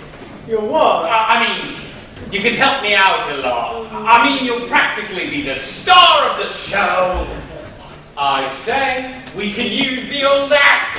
How much of it do you think you can remember? I don't think I forgot much. Here we go, then. Comical songs and a comical dance for a comical duet. Purvis and Hood always make their acts good, and your money's first you'll get. Comical jokes for respectable folks, for the mothers and the dads. Sallies of wit and occasional hint at the very latest fads. This fellow's Purvis. And this fellow's Hood, those ingenious West End lads.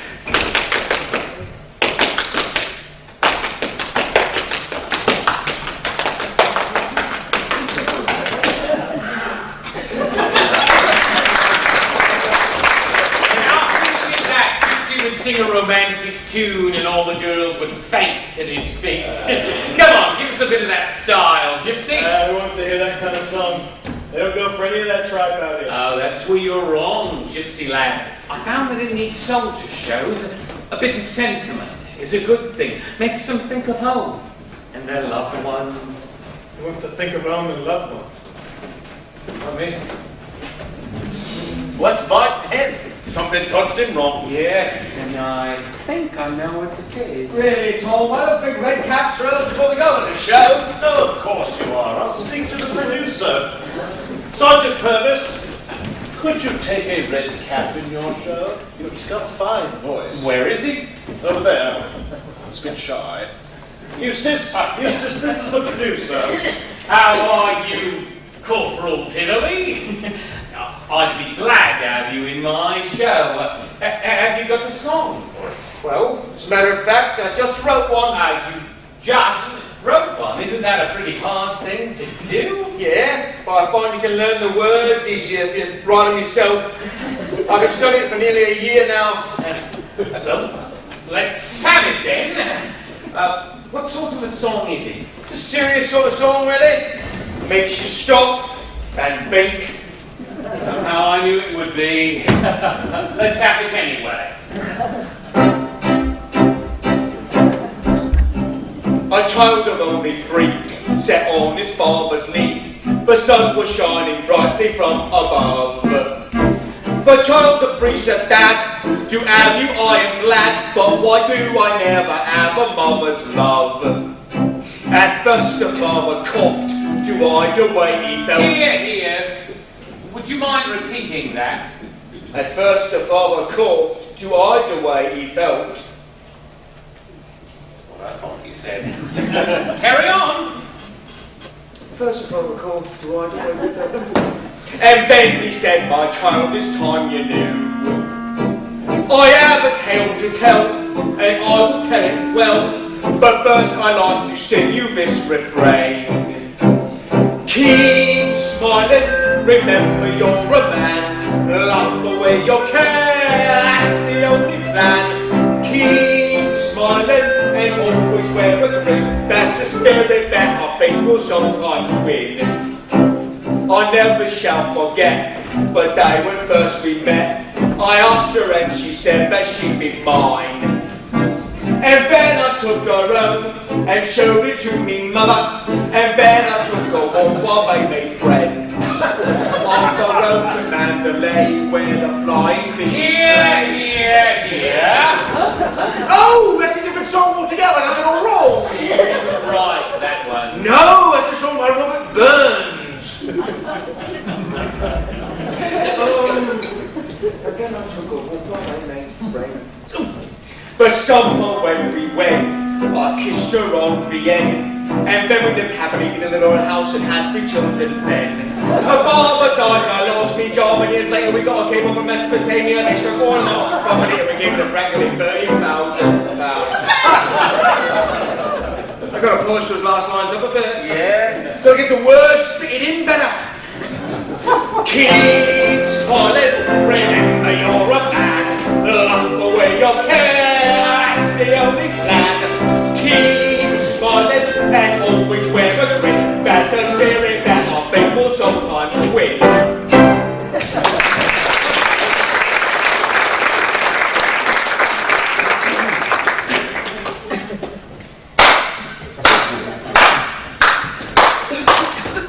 That was smashing.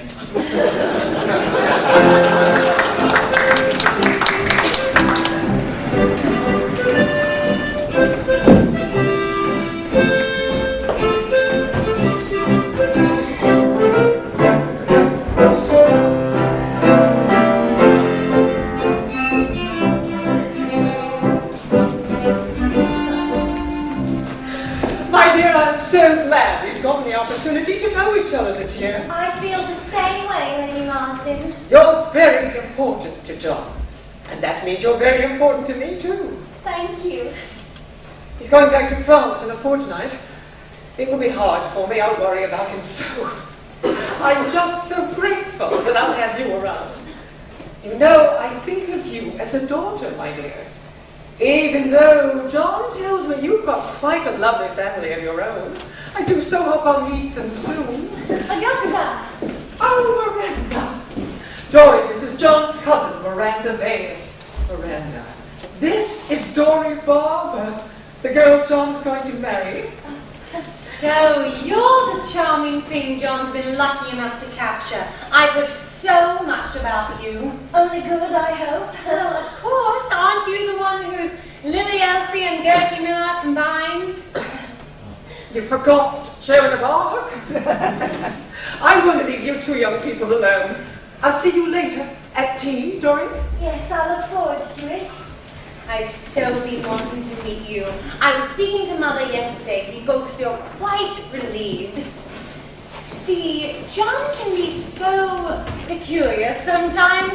It's a relief to know he's not going to wind up with someone from the lower classes. What do you mean? Well, last summer John wrote Mother that he was seeing a young lady in town, a photographer's daughter. And not even a proper society photographer, a traveling picture taker with circuses and carnivals. A vagabond. Really? Yes. Well, of course, the daughter of an itinerant like that would hardly fit into Mayfair society. That's why we're all so relieved he's found you. What does your family do?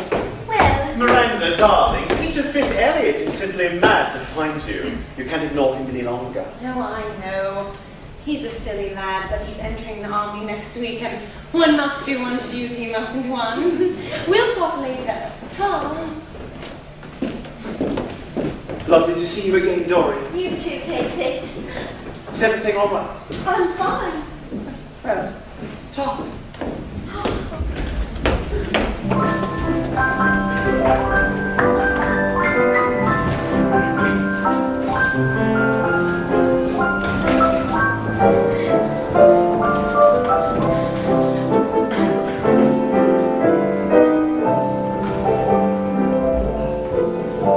Where'd Dory go? Around the corner of the mall. Little brunette and her friends are over by the garden.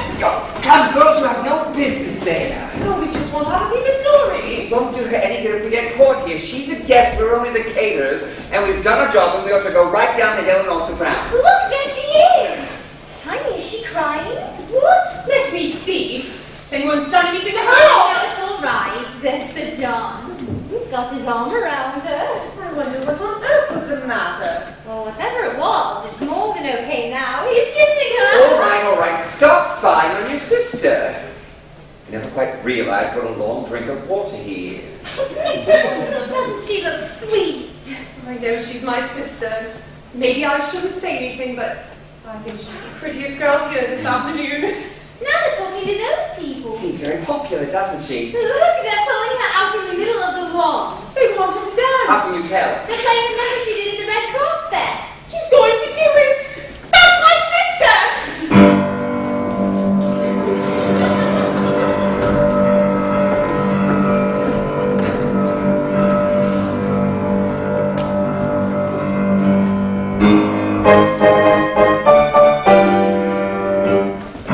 When I seek the measure to tread a little measure with you, my dear, a little one step or two, my dear, your only answer is No, no. my feet are more than ready. My brain is strong and far more steady. My answer therefore is a definite no. Let your brain forget your feet a bit, try just one dance, just for fun dance.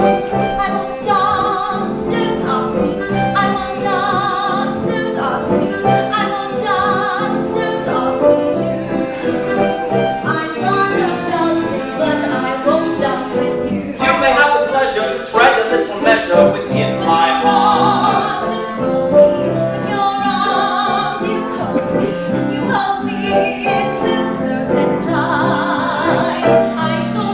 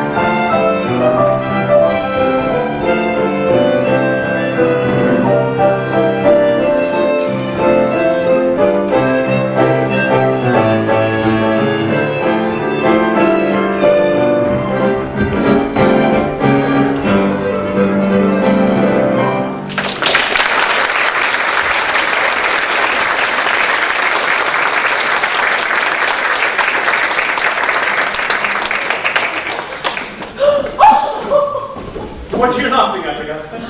Something rather sweet.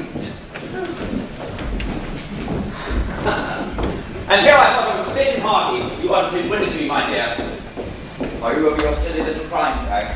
It does seem silly now, doesn't it? And still. John, do you remember that evening in your orchard right after we first met? Remember it. It's one of my most cherished memories. Remember how I told you I imagined your family lived high society and all? You laughed because I got it completely wrong. I laughed because you were utterly charming and completely wrong. But John, that's the point. I'd got it wrong. I didn't have a clue what this life was like. I'd only read about it in books. I'd never lived it. And despite how much I longed for this, and for you, I'm the daughter of a traveling photographer. A vagabond, as Miranda put it. John, I'm not sure I can ever really fit into your world. My darling Dory, you don't need to fit into my world. You are my world. You have been ever since that night. My mother adores you. My friends adore you. I adore you. And my cousin Miranda's a silly twit, and she always has been. Besides, I'm the one that should be worrying about fitting in. What do you mean? Well, I mean, here you have this wonderful family, a colourful, jolly lot if I've ever seen one. And I don't know the first thing about their lives. Carnivals and circuses and the derby. No, and I wouldn't know how to develop a picture if my life depended on it. I'm just a useless member of the peerage. I don't see how that ever accept me. You see how silly this all is, my darling? You know, I think there's only one way to settle this once and for all. Dory Barber, will you do me the great honour of becoming Lady Martha? What? And I think we should do it immediately. I leave for France in a fortnight, and I feel so much better knowing I can leave my wife to look after my mother. What do you say, darling? Will you marry me? Yes, John, yes.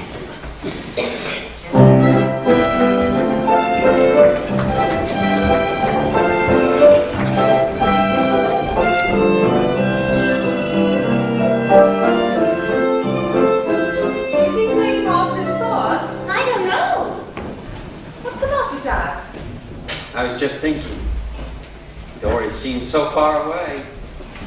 Glad to see her get what she wants, but she seems so far away.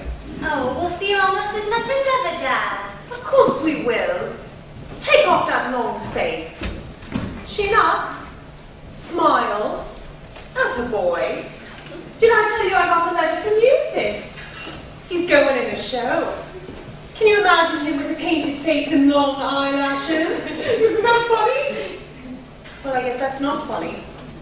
Come on, Harry. What are you doing? Oh, you'll see. Stop that meeting.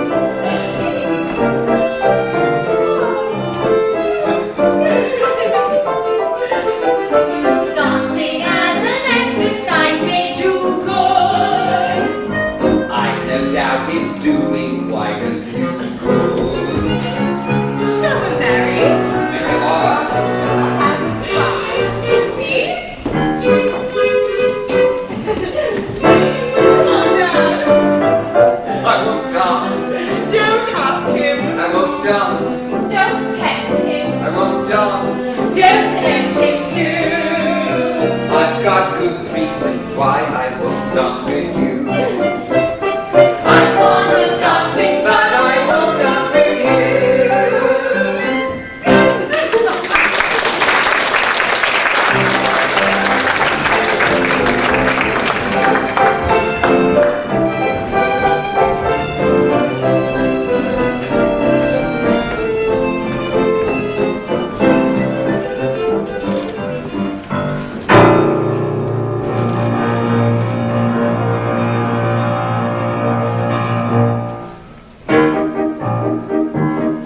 She cantered out on a snow white horse. With bells a tinkle and ribbons a whirl. The queen of the ring was a tiny thing, my beautiful circus girl. And all the swells in their their monocle lift to their monocle. The queen of the ring and them on a string, my beautiful circus girl. And after the show I meet her and say to my circus girl,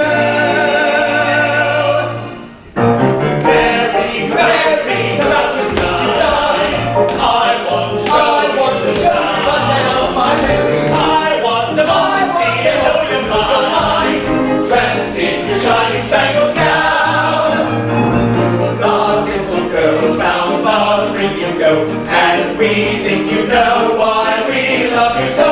Move the little girl with your cheeks aglow. Can you really wonder why the meadows love you so? She cantered out on the stones, the tight hills of woe. The queen of the ring was a tiny thing, my beautiful circus girl.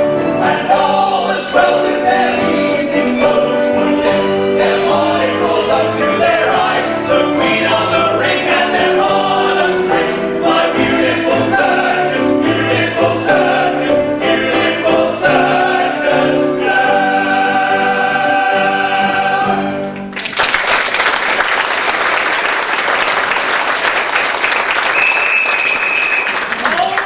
All right, chaps, that wasn't bad, not bad at all. We'll take 5 minutes and then go again.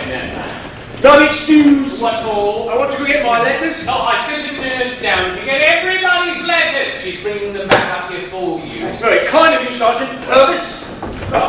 Here it is. Letters! Look, everybody, I'll rehearse this finale later after they've hung that curtain. Go on, get to the post. Sergeant Purvis! George, it's from Tiny, my wife. She just had another pair of twins. How many does that make altogether? 4 children, 2 pairs of twins. Well, congratulations. I saw Tiny last time I was in England. Did she tell you? No. Go on up with the rest of them. When was the last time you were in Blythe? About 2 years ago. Oh, good. Hey, Gypsy, can you help me out like a pal? I'll chop off the aisle over on this side. You do the one over there. Do you ever get any letters, Gypsy? No. I don't send to me either. Why don't you? Be rather cheery to get a few lines from home. She wouldn't answer me. How do you know? I know. What do you do when you go on leave? I don't go on leave. Haven't since I've been over here. You're a queer cove. Well, if I went back in the summer, even if it was by accident, I don't know what I'd do. It's bad enough to just remember. You mean? In that look in her eyes. She asked me if I was coming back. If you went back to her now, she'd still take you, you know? If she would have got no business to let her. I had no business to let her ever like me. She was too good. Too sweet. I knew it the whole time. Still, I let her go on. Damn fool. Sergeant Purvis! The men are mixed up about their positions. They don't seem to know where they're supposed to be on that last step. Here, Gypsy, you finish this. I've got to get back there and straighten him out. That's a bit of fun, eh? Your Tropsicorian talents continue to impress, John. Thanks for that, old chap. I needed the distraction. How do you feel, John? About the night, I'm always on tenterhooks a few hours before a stunt. I feel a bit distracted right up to the time the old bus leaves the ground. From then on, it's as if I'm stepping into another world. I haven't any sensation at all, except a kind of savage enthusiasm to blow up the other chap. Odd, isn't it? I know what you mean, John. It's funny, too, that I always seem to go through the same little succession of acts. Buy a tin of tobacco, write to my wife and my mother. The strangest thing, Davy, I invariably think of a night, always the same night. That doesn't seem so strange. On one of your parents' leaves, I suppose. No. I hate to disappoint you, but this is the night I fell in love with my wife. Your wife? Dory? Yes! Not very exotic, is it? But to me, it was the most exciting night of my life. This was in 1914, the Derby, right before the war. John, I was there. At least when you met, remember? And then, wasn't it the next evening in your orchard when we saw her again? I remember that night very well. Sorry, old fellow. Of course you were there. I'm afraid she's all I can think about when I remember that night. Did I tell you her father's a chap who used to take pictures on the downs during the Derby? She was one of 3 sisters. The 3 of them used to pose for the old man. She was the sweetest of the lot, though. Came out to meet me, climbing over a wall and tore her dress, poor darling. There was a brook that ran through the place. Yes, John. I was there. And I remember that night you could smell the sweet apple blossoms in the orchard. And as I recall, I left the two of you and went after another Carmen sprite, although I never found her. Just so sweet, Davy. There's a little clearing of pine trees down the nose, so sweet. Just the moon, stars, and her. Good Lord, I'll become another one of those soda poets if I don't watch out. Come on, David, I have to go back and finish my letters. Right. St. John, what do you think of this producer chap? I think he'll do well enough. They tell me he's put on some fine shows. They told me down at Whitehall. Gypsy? Gypsy? What do you want? We're rehearsing again. The smiling number. Take that chair out of the way. This chair. What's the matter with you? Keep smiling, remember you're a man. Laugh the way you can. What? Gypsy, we're out of pussy. Who the hell cares? Don't yell at me, you hear me? Don't yell at me! Smiling, remember you're a man. Laugh the way you can, that's the only plan. Keep smiling and always wear a grin. That's a spirit that I think will sometimes win.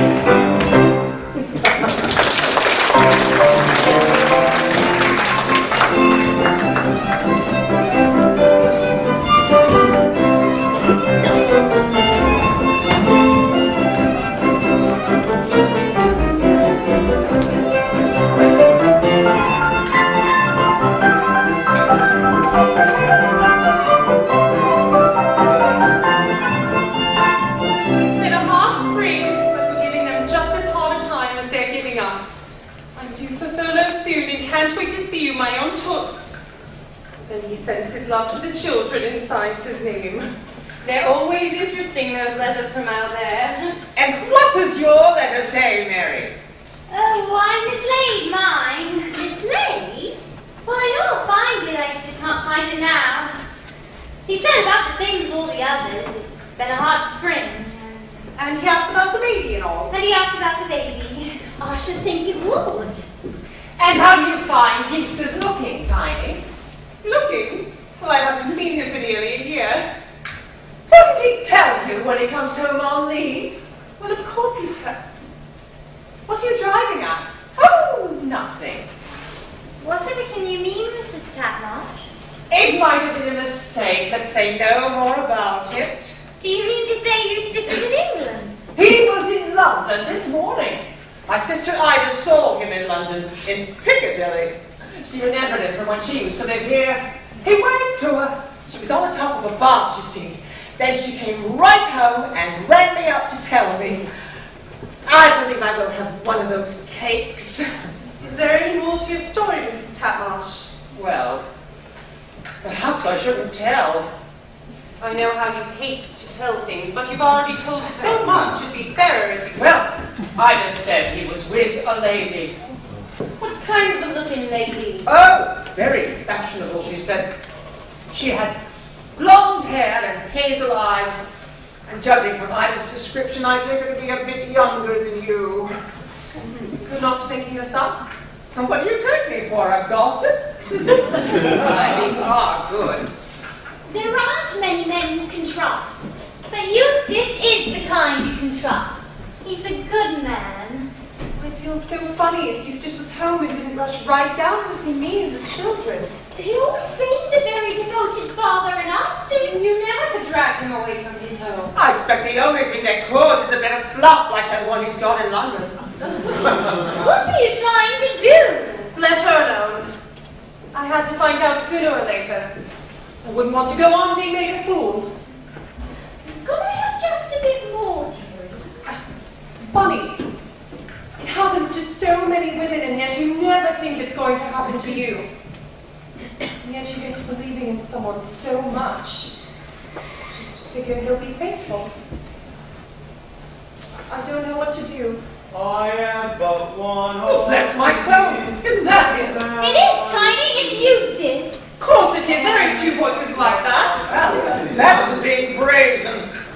A lying, deceiving hypocrite! And me having all those twins! I did not kill him! He wants me to bring you to the window. No! I want to get up close to him to tell him what I think of him. And then I'll kill him. Tiny,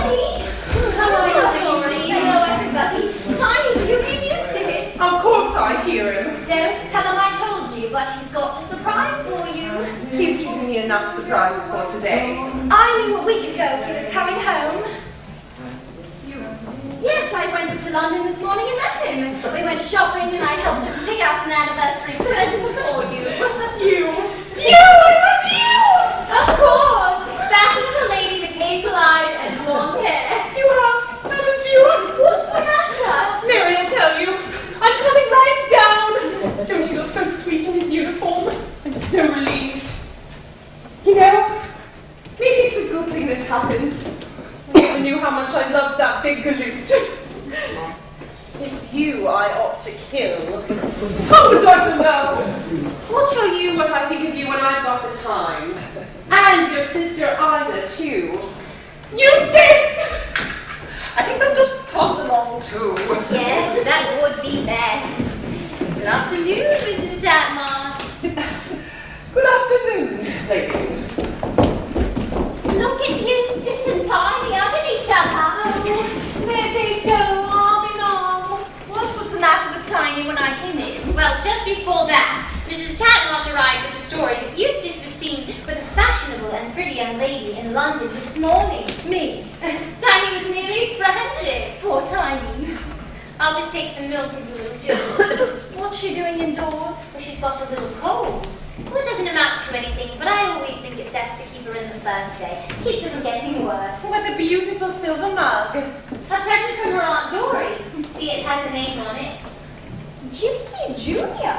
Her name's Josephine, but you'd never know it with that nickname. She's so dark, just like her father. Let me take it into her. Well, what's all this? What do you mean by getting cold? Lady Marston is so simple and sweet. Never puts on any airs. I wonder who rang the bell. Well, isn't there anybody to get it? Yes, Dad's downstairs. Lord Marston's on the other staff, isn't he? Yes. Here. I didn't know if you wanted to see him downstairs or... Anyway, I brought him up here. Gypsy. My husband. I want to talk to you alone. This is my husband, Mrs. Wickham, and Mrs. Ramage. How do you do? How do you do? Oh, it's late. I should be getting home. Me too. Good afternoon, Mary. Don't bother to come to the door. Will you excuse me if I don't? Of course we will, Dory. We understand. You remember Dory? I remember him. Just came back to talk to you. Dory? Dad? Leave us alone, please. I don't know what you can have to say to me. Gypsies, you seem strange. How long will you be home? Not long. To go back in the morning. Well, that isn't very long, is it? It's long enough. Long enough to tell you I know about you. It's the only reason I came back. What do you know about me? You're still good at acting innocent, aren't you? Why'd you do it? What good is it? Why didn't you tell me from the start you were just like any other bird I might pick up on the downs, huh? Damn it! That's what I'll never forgive you for. Making me think you were something so pure and holy. Something so far above me I wasn't even fit to kiss the hem of your skirt. That's what hurts. That's what hurts. What do you think I've done? Do you know what you've No, done? I don't know! I don't know what you're talking about! What is it, Mary? Somebody's been telling you something, I don't know. Nobody told me anything. Just likely the student talked to me. No, I had to hear him telling his friend about the beautiful night he spent with you at the Marston place. 1914. It's a hobby night, he said it was. The same night you met me there. No, he got there first. You believe that night there was somebody else? What do you take me for? Didn't I hear this young captain telling his pal about his beautiful adventure? Huh? Describing you. Saying how you had two sisters. How your father took pictures on the downs. Even how you tore your dress. After hearing all that, don't you think I thought over everything that happened that night? I remember getting there. You not being on the bridge. And you came out of the orchard with a tear in your dress. Well, I told you told me you've been hiding. I remember the whole damn thing. Let me go, Dory. Let me get out of the room. break her heart enough the day you left her? Why did you come back? To tell her how she broke my heart. Mary never did anything to hurt you. The girl who was with Captain Marsden that night was not Mary. It was Captain Marsden you heard, wasn't it? I don't know his last name. Was his first name John? Yes. That's what the other fellow called him. I guessed it was. I seem to be causing my sister's trouble today. Nothing. I don't know what you heard, but I'm going to tell you the truth. I was the one who was with Captain Marsden that night. What? He's my husband now. But we met for the first time earlier that day, and then we met again that night. You see, Gypsy, my husband is devoted to me. He frequently tells people of the time he first fell in love with me. That night, in his orchard. So you mean to tell me that... You expect me to believe I that? hope you don't! But I thought it my duty to tell you. My duty to marry. But I hope you think that I'm lying, and that it'll make you go away and never come near her again. My father will come to see that you get out.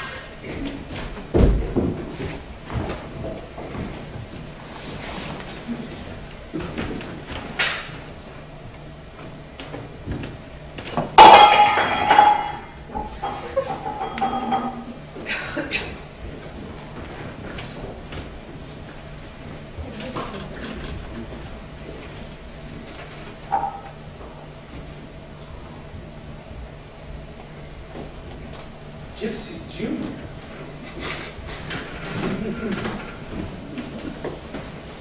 Did you drop your cup?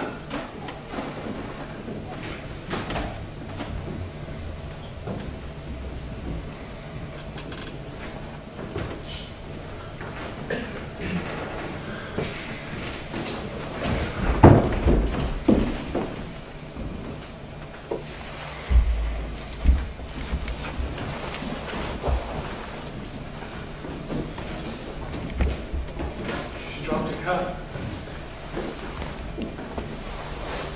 I got it for her. It's the first time I've ever done anything for a kid. Please forgive me. Please forgive me, Mary.